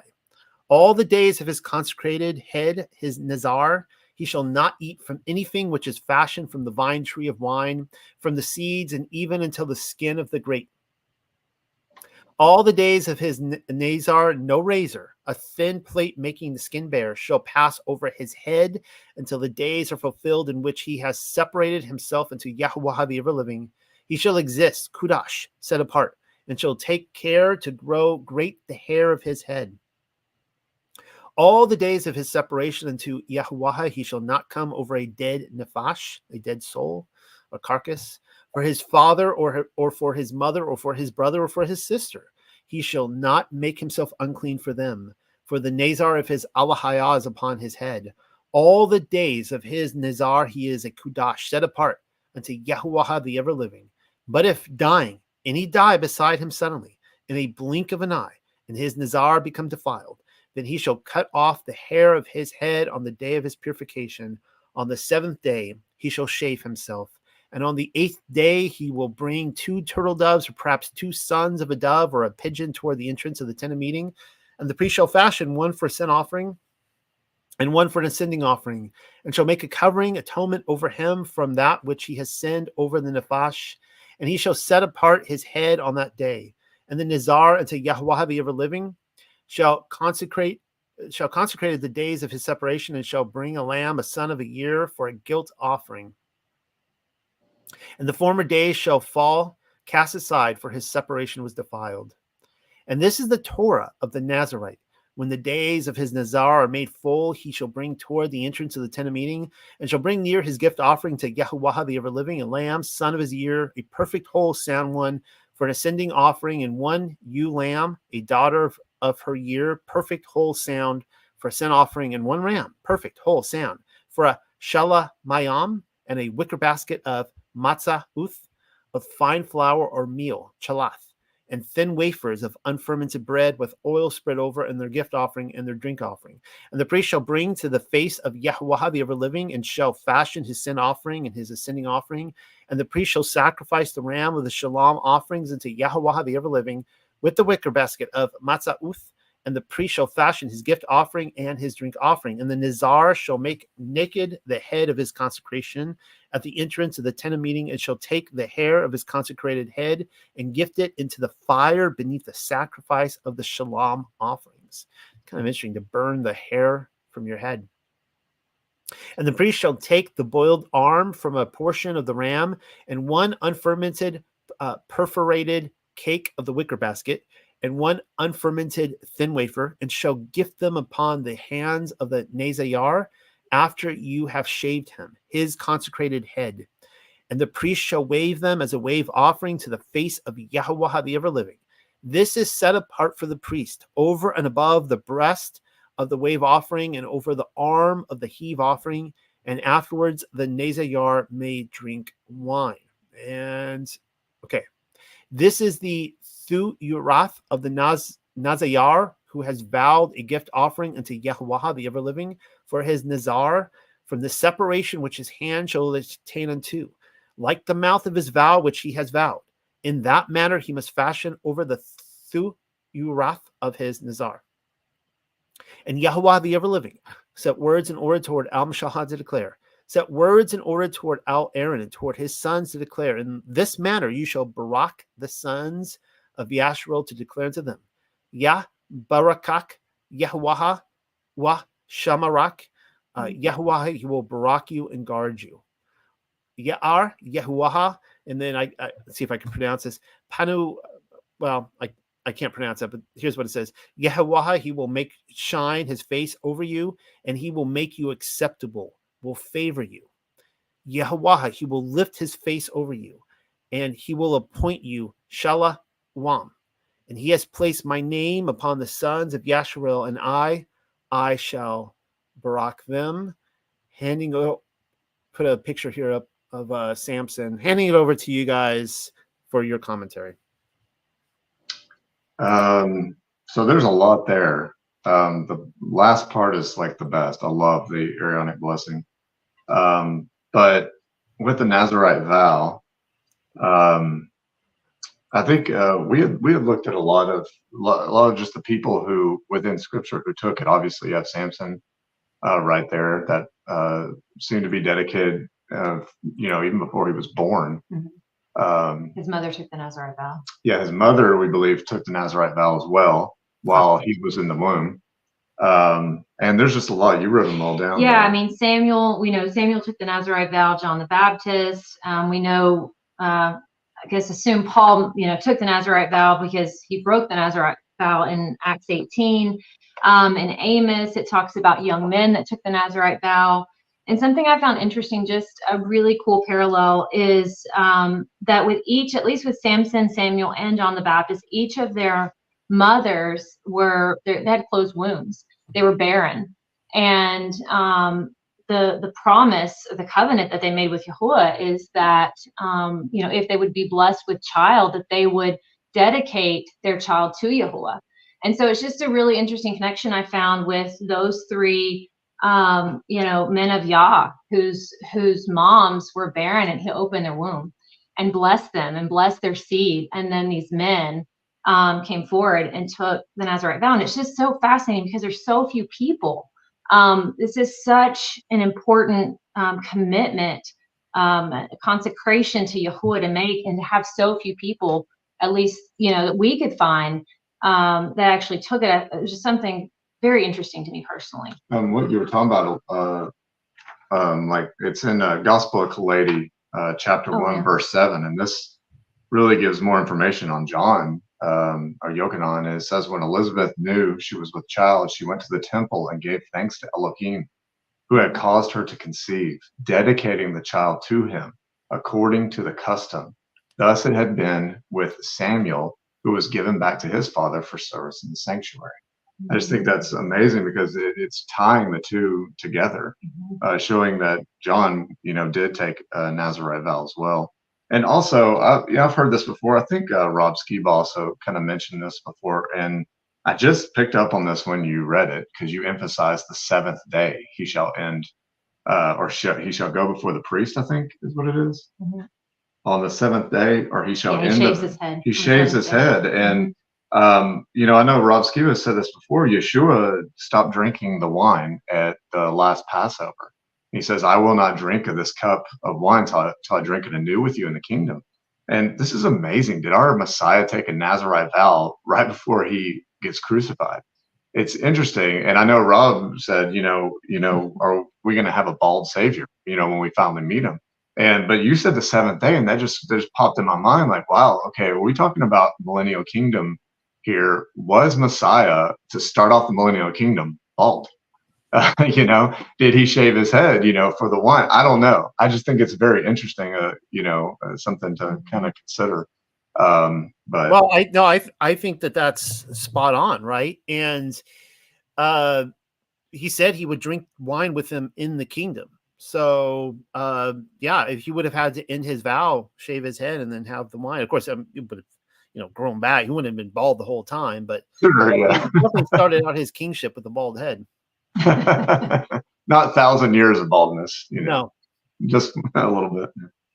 You're talking about Mary Magdalene. Oh yeah, and also within the Gospel of Kaledi, this is in Gospel of Kaledi 1910, and it's possible maybe Mary Magdalene took a Nazirite vow. It says, Mary said, Sire, I have been a sinner, but have not sinned this last year, nor shall I again. I mean, that's quite a bit to say. I mean, you haven't sinned in a whole year. I mean, I can't say that about a single year of my life, unfortunately. And she says, I will not sin again. Should I love once more, I will now claim the rights of marriage, which I once repudiated. I mean, is there a chance, there could be a chance Mary Magdalene took this vow as well. And it's just interesting looking through scripture and trying to find these people that took it. And this is serious business. It's not just, oh yeah, I get to grow my long hair and I don't have to, I'm not going to drink, no big deal. It says completely be holy. Like you're just setting yourself apart from all uncleanness. And it's a big deal. you know. Yeah, hopefully, I didn't ask her permission. Hopefully she doesn't mind. But the woman who's translating the Paleo Hebrew that I'm reading from, Pamela, she has taken a Nazirite vow as well. So, you know, I think that's amazing. And, you know, she was talking to us about it when she was at our house last. I know I never once thought about that before with Mary Magdalene. I'm going to be thinking about that. It's really interesting if she also took a Nazirite vow to the end of her days. It's really fascinating. I think that might be it. Did you want to talk about the Aaronic blessing or? Oh, yeah, the Aaronic blessing. I think it's really. I think you wrote down the Aramaic Targum version, but yeah, I won't. I won't read the whole thing, but it is very different. I'm sure, Noel, you know, you've read it many times, but it is such a stark contrast, I think, to what we see, and it also kind of feels like it's like wedged in at the tail end of the Nazirite vow, but out of nowhere, it kind of comes out of nowhere. But you know, something that just a couple different pieces in the Aramaic version, you know, that I love is when he says, Yahuwah bless you and guard you. In the Targum, it says, Yahuwah make his face to shine upon you and be gracious unto you. Yahuwah lift up his countenance upon you and grant you peace. And Yahuwah bless you in all your business and keep you from the demons of the night and the things that cause terror, and from the demons of the noon and of the morning, and from the malignant ruachs and the phantoms. And then he goes on in verse 25 to say, Yahuwah make his face to shine upon you and occupied in the law and reveal to thee its secrets. And I just think that's so incredible, because this blessing, it sits differently with me when I read this now versus being in Christianity my whole life, you know. And I love the song, The Blessing, and I know it's like across the airwaves and so many people love to sing it, but it's like, do you really understand when he's saying he's going to bless you and guard you? It's because you are guarding his commands, because you love his way so much, and he is going occupied in the Torah. When you're occupied in the Torah, and he's going to reveal his mysteries to you alongside that. And so when I read it in the Targum, it just hit me differently, because it's deeper. It hits deeper for me, because we guard Yahuwah's commands, and that blessing looks different than the world's blessing. His guarding looks different when we keep his commands. And so, and then you were talking all about just the patterns early on when y'all lived in Europe, and it's kind of funny because we signed up for this week not even really knowing what we were going to be reading when we signed up for it. And so as we dug into this, I was like, man, this blessing, this Aaronic blessing, was so kind of critical for us. Back in 2020, we had our third born Levi, and he was in the NICU, and it was just all kind of like a emergency sort of situation. But this was our song. This was the verses that were just like the meditation of our hearts. Just knowing that Yahuwah was guarding us and blessing us through the midst of such a deep and very hard trial. And so to kind of come back around and be able to read this and to speak about this, it's part of our testimony. It's part of who we are. And it's just kind of cool to be a part of the reading of this today. So, yeah. And so go ahead. That's cool to hear. Yeah. I was gonna say something. No, go ahead, Jim. What were we gonna say? Sorry, I probably completely changed the subject, but I have to say something about Paul here, because I'm just remembering the growing of the hair, and Paul telling us, you know, to have our hair, you know, it's a shame for a man to have long hair. So I don't know. Yeah. I'm sorry. Oh yeah, no, that's interesting. I'm curious to hear what you're going to say about this. Well, I've heard some people kind of say that, well, it should be translated kept hair rather than long hair. Yeah. Well, you know, I don't know, because I don't even think that goes along with what he's saying, because he does say, doesn't nature even teach you this? And of course, nowhere in nature is this taught. So I don't know what Paul's talking about. I love Paul, but I have no idea what he's talking about, because we look at a rooster. We have chickens running around the land. We look at a rooster. I mean, he's decked out more than any of his hens. Mm-hmm. And then you look at like a peacock or a lion, all these things, and you have plenty of people within Scripture having long hair. So, and it clearly right here in the Nazirite vow, long hair is not a bad thing. So, So I'm not sure exactly. Maybe you have more to say on that. Well, without doing a deep dive in the Greek on that, I've heard many come to his defense on that and saying that, because if what Paul is saying as it reads in English, then yes, that would be a Paul statement that I clearly disagree with. And I'll give why in a second. But I've heard many do a deep dive in the Greek defense of this and saying that it's actually another just mistranslation that keeps coming through, that he's talking more about a, effeminate type of approach to hair keeping there. It's not, we're reading it from a Greco-Roman mindset where the men did have short hair, right? The women had long, the men had short hair, and the Baptists love this, right? I mean, I grew up going to Baptist church and they will point this out, and they would point to, I would have longer hair. They would point to my hair. Oh yeah. I give you a story. I'm attending a Baptist church out in California, married at this time, and I had not anywhere like my hair is now. If I let it down, it's going to go way down. And a pastor came up to me and he's like, he found out that my dad was a pastor, and he's like, so he actually said this to me. He's like, how's your father feel about you living in sin? And I'm like, wait, what? And he's like, your long hair. How does he feel about that? Does that embarrass him? And I started kind of trying to talk to him about the long hair issue, and I come to find out in the conversation that they put on a Christmas pageant. No, I'm sorry, an Easter, a Passion pageant, where they have the different. They have Jesus and the different disciples, and they have them wear long hair wigs. And he actually made a joke. He's like, well, with your long hair, you wouldn't have to wear a wig. And I sat there and I'm like, there was that cognitive dissonance where he wasn't picking up on that. Now, if Paul is saying there that, long hair is a shame on a man, then I do disagree with him. As we see in nature, we see like manes on lions. We see all the male animals are more, descriptive, showing off to the ladies, whereas the women are more plain and simple because they're taking care of the children, they're hiding, they're not trying to be shown for the predators.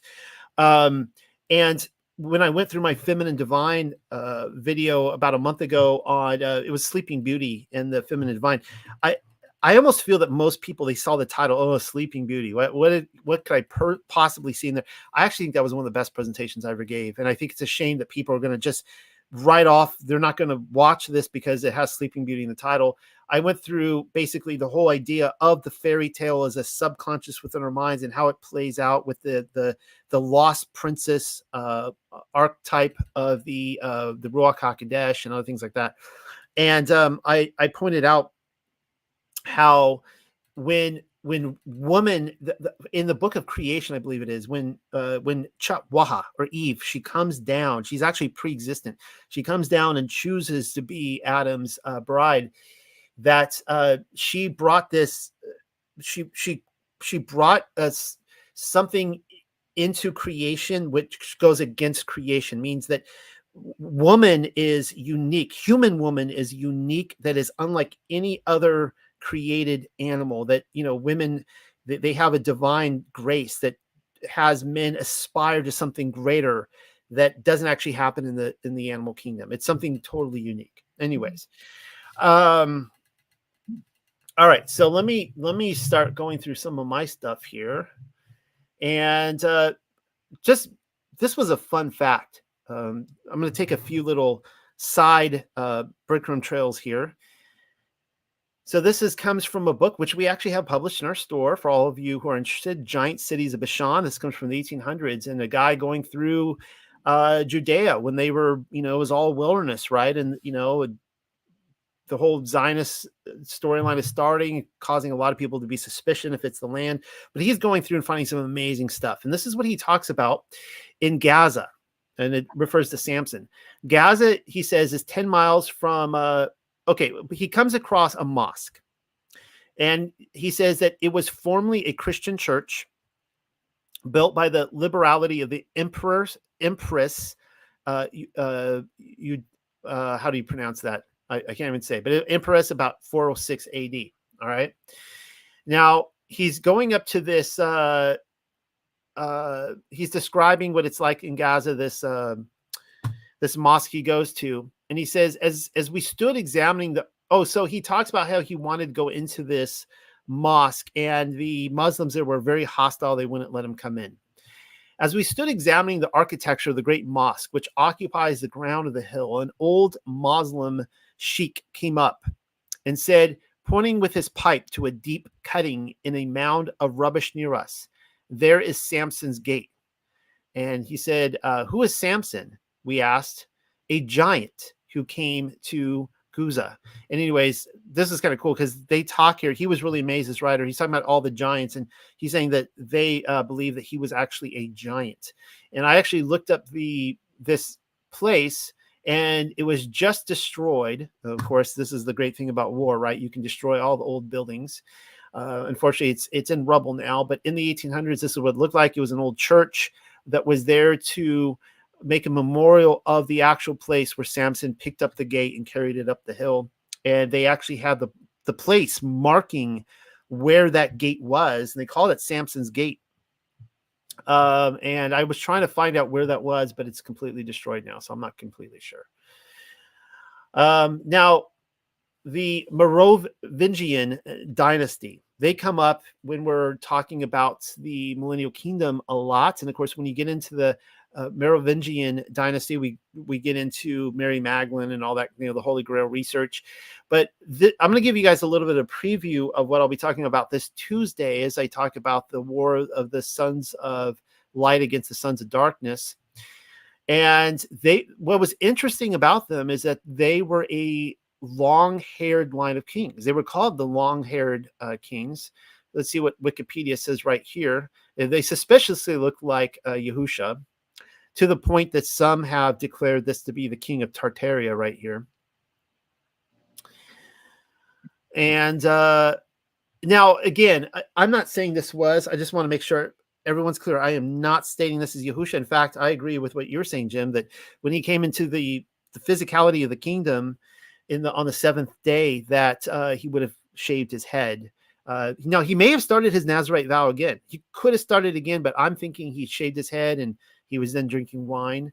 But it appears many people have commented that these lines of kings appear to be Nazirites.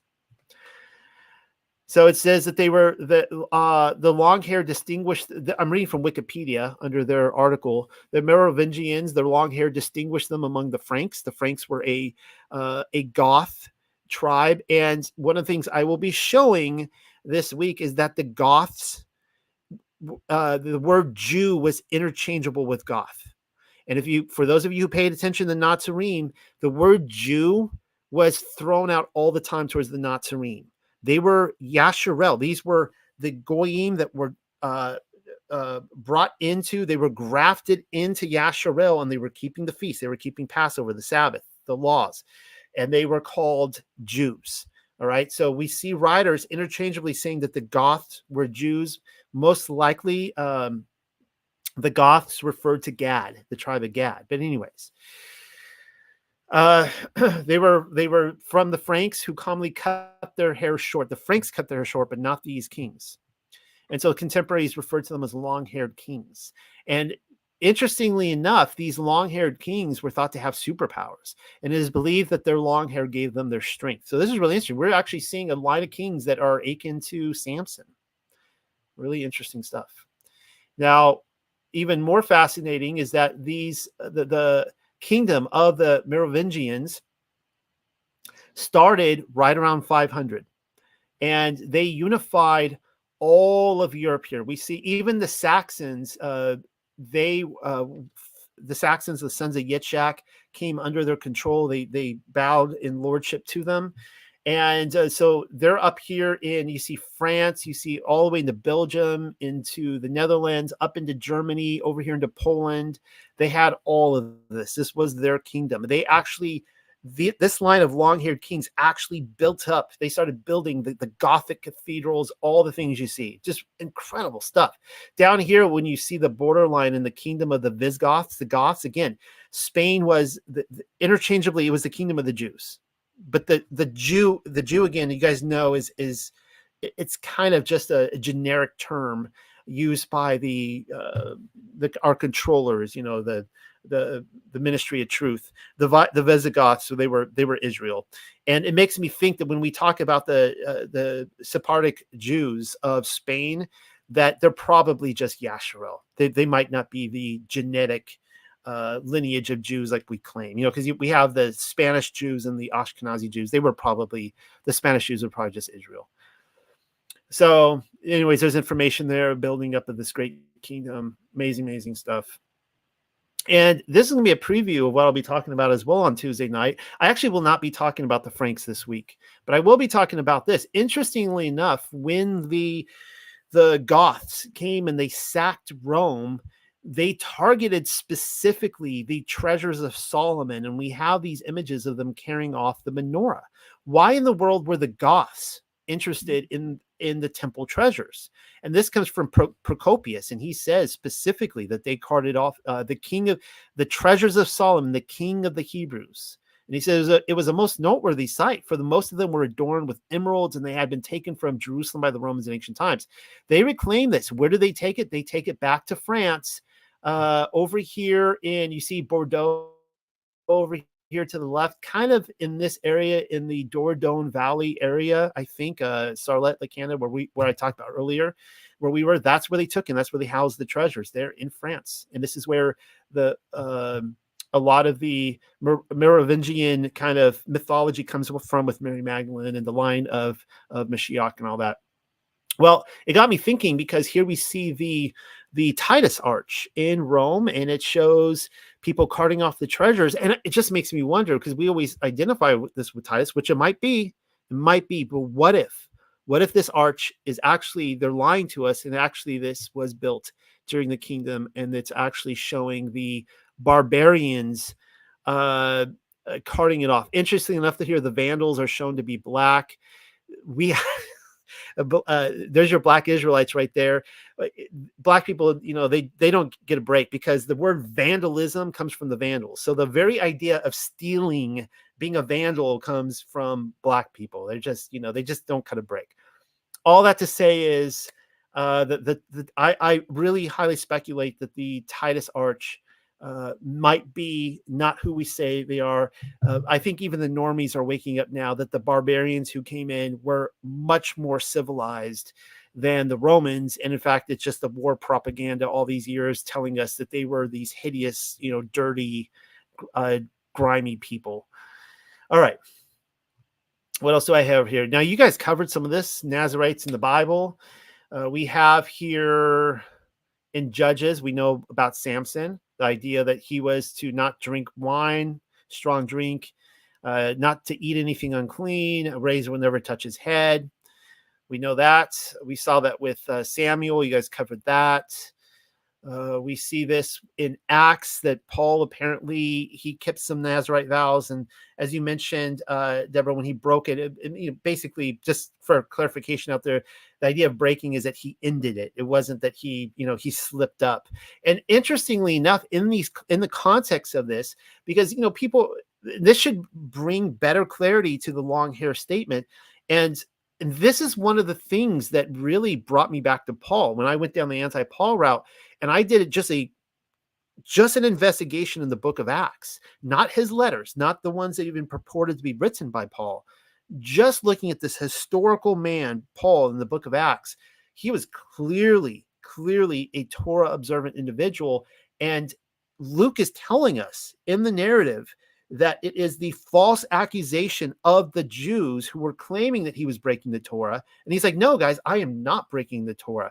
These were the same accusations from those who claimed that Mashiach broke the Torah, which Christians are heralding the streets. Yes, he broke the Torah. We have a lawless Messiah. Why would you keep the Torah anymore?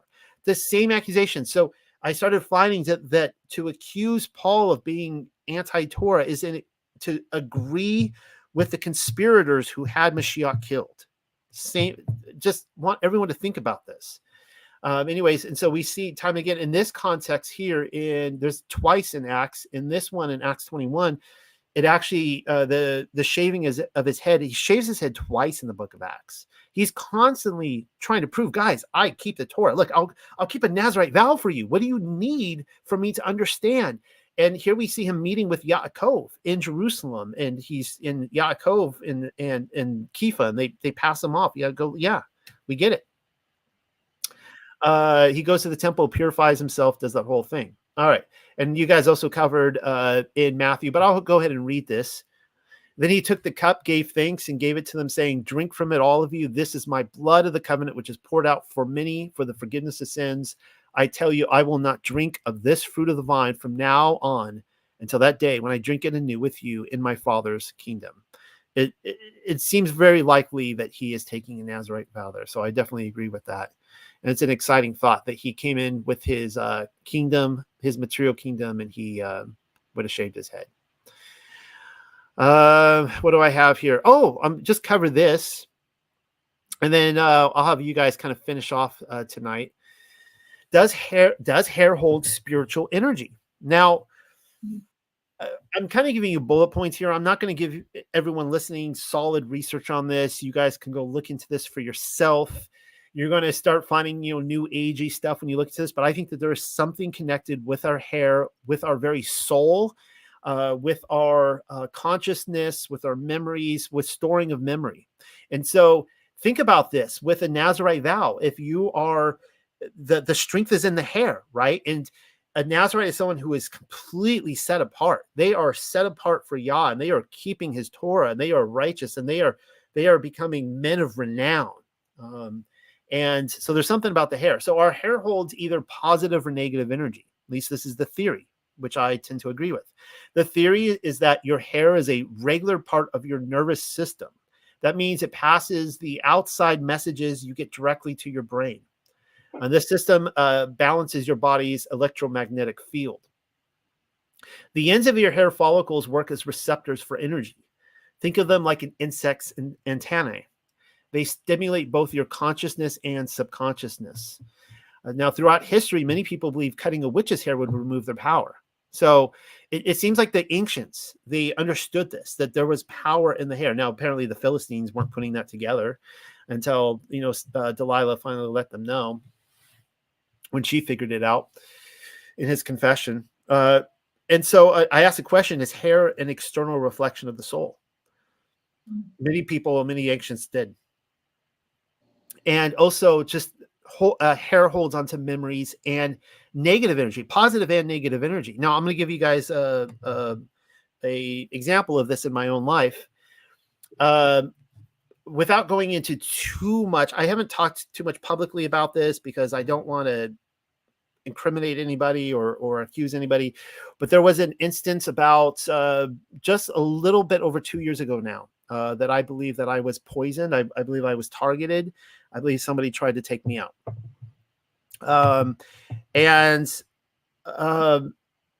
Yeah, a lot of signs as to what that is. And if I feel like if I tell the story of when it happens, I can give all the details of when it happened, who I was with. I feel like, I just don't want to go there.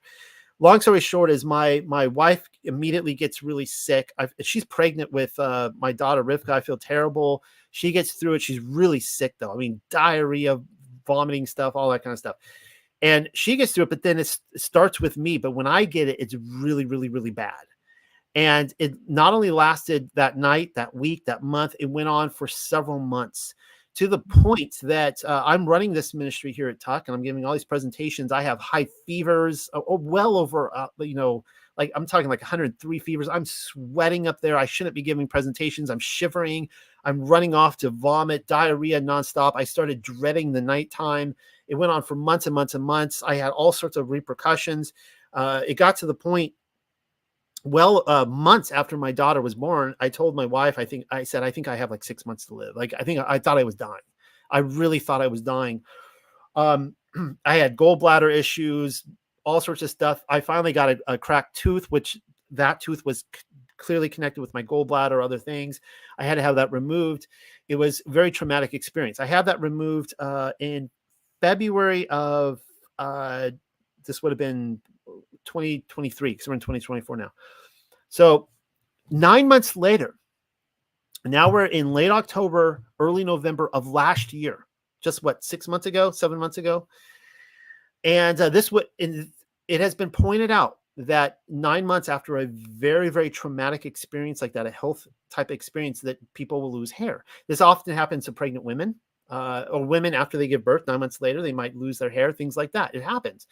I could run my fingers through my hair and I would just pull out clumps of hair, just clumps. And this was going on for weeks. I'm just pulling out my hair to the point I thought I was going to go bald. It was thinning out. I probably lost, I don't know how much hair I have on my head. I probably lost half of it. I mean, I was just pulling it out. It went on for weeks and weeks and weeks. And then finally it stopped. But there was something about in my hairs, the storing of the memory. It's interesting. It's an interesting thought. Maybe I should have shaved my head then and kind of started from scratch. Because there's something about the hair that holds the memories, the negative and the positive energy. So I told that story, ending in the hair there. And of course, I think I'm in good health now. I think I've come back, and that was a year ago. But I'll let everybody out there come to their decisions on that. I don't know if you guys have any thoughts, Jem and Deborah, about hair, if I'm full of it, or if that's if there's something. No, I think that's really interesting, and that it does have meaning. I think what's really interesting is the word Nazir. It means consecrated or devoted, according to Strong's, but it also says untrimmed vines, which, I mean, of course, we can let the hair grow, but you're basically making yourself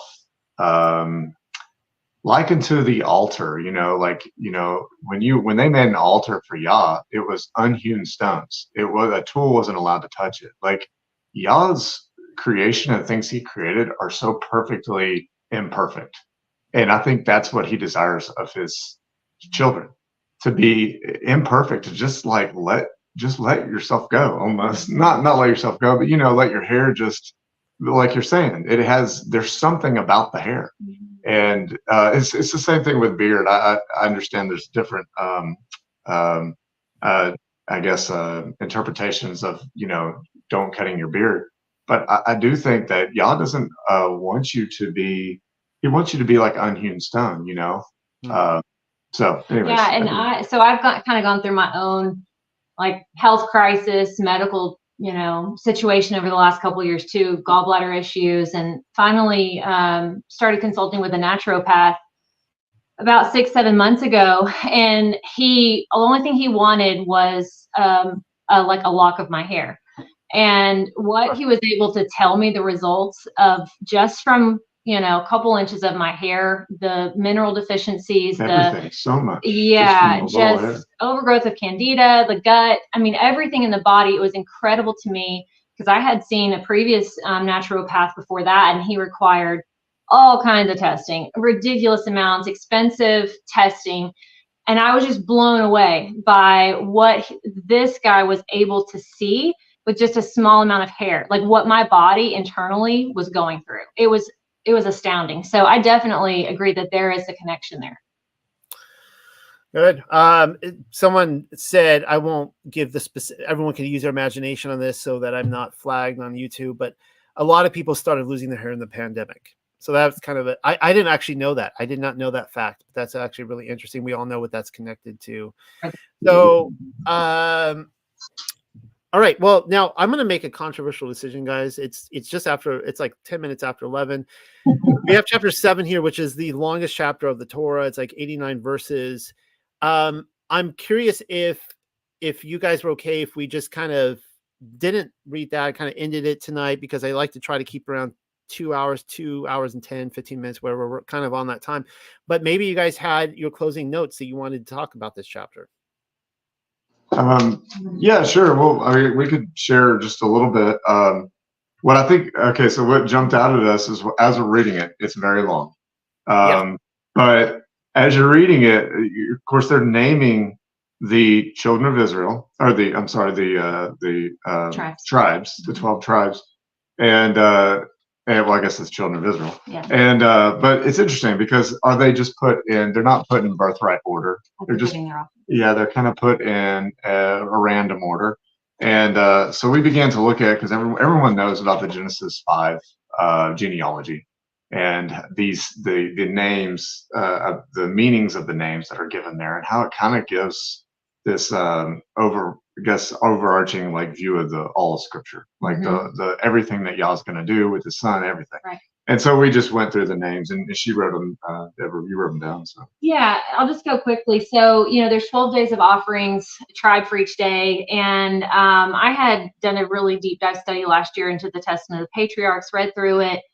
Just very interested in their lives and the meaning of their names, and so I don't know. We noticed just a difference in the offerings that were given from day 1 to day 12. Were not necessarily in birth order. So it started with Judah and it ends with Naphtali, and you're kind of like, okay, well, why? I mean, if you're giving an offering, presenting an offering before Yahuwah for the dedication of the tabernacle, why is it going in a certain order? And so I don't know. I love diving into the names and the meanings of names, and so I'll just sort of read this really quickly, just for the sake of time. But so like first day is Judah. Issachar, Zebulun, and so you guys, I'm sure, have studied out the names and the meanings of names. But Judah means praise. Issachar means there's recompense. Zebulun means Elohim presented me with a good gift. Reuben means behold a son. Simeon means Shema or hear. Gad means fortune comes. Ephraim means fruitful or fertile. Manasseh means to forget. Benjamin means sorrow. Dan means Elohim is my judge, or El governs. Asher means happy, and Naphtali means my struggle or strife. And so that was the order in which each of these tribes presented. So I'm imagining, if you're presenting your offering on day 1 versus day 12, I just feel like that there's a specificity to the order in which they were presenting. And so I don't know. We just kind of thought that was interesting when you put all of the names together, the meaning of the names together. Here's what you have: praise, there is restitution, a good gift. Behold, a son. Here, fortune comes in fruitfulness. To forget sorrow. Elohim is my judge. Happy is my struggle. So, I don't know what you want to say about that. Yeah, I think it's amazing, and it kind of is a little bit, makes me think of the millennial kingdom coming. Of course, we read this all through the prophets, and they're all talking about this coming of the kingdom. And so it's just kind of amazing because it's it's praise, there is restitution, a good gift, behold a son, like it's the advent of Messiah. It says here, it says here, fortune comes in fruitfulness. To forget sorrow. So it's like so of course, Enoch 93, there is a perverse generation after Messiah. So it's behold a son, like hear him, and it says fortune's coming, it's coming. So keep going, saints. You're almost there. And then Elohim is my judge. He's going to judge. He's going to rightfully rule among the righteous. A sword will be given to the righteous. And happy is my struggle. It's like you reached the end. You ran the race, like Paul talks about, and you reached the end, and here it is. You get to finally sit down with our Savior, who may or may not be bald. So maybe it was a stretch on our part, but we thought it was kind of interesting. That's really good. Yeah. And I think we're going to end it there tonight. And I really appreciate the two of you coming on. I think everyone enjoyed this. I really enjoyed it. I really enjoyed having you guys on. I want you guys to know that, and you guys are welcome to come on anytime you want. Hopefully it wasn't too stressful for you guys, preparing this week. I know it takes a lot out of a schedule and a lot of dedication to prepare for these things. So, thanks for having us on. Thank you. Yeah. So we're gonna end there tonight. Once again, thank you everybody for making this a tradition in your home weekly. It means the world to me, and Yah be praised. I want all glory to go to Him. But again, for coming back week after week, and because this is 2 hours out of your week, right? So it always amazes me. And we'll keep doing this. We'll do this next week, and I think I have someone else coming on next week. I think Paulie Hart is coming on next week. I'm not exactly sure. I'll have to look at the schedule. And a lot of big stuff happening at Taco for the next couple of weeks. I have Lou White coming on next Thursday, Eli Marzulli in 2 weeks, and they'll go on from there. So have a great Sabbath rest, everybody. If you haven't your homework assignment, if you have not read it, is to read Bell and the Dragon and Book of Susanna. That is your homework assignment for this Sabbath, aside from your Torah portions, of course. And good night, everybody. Shabbat shalom.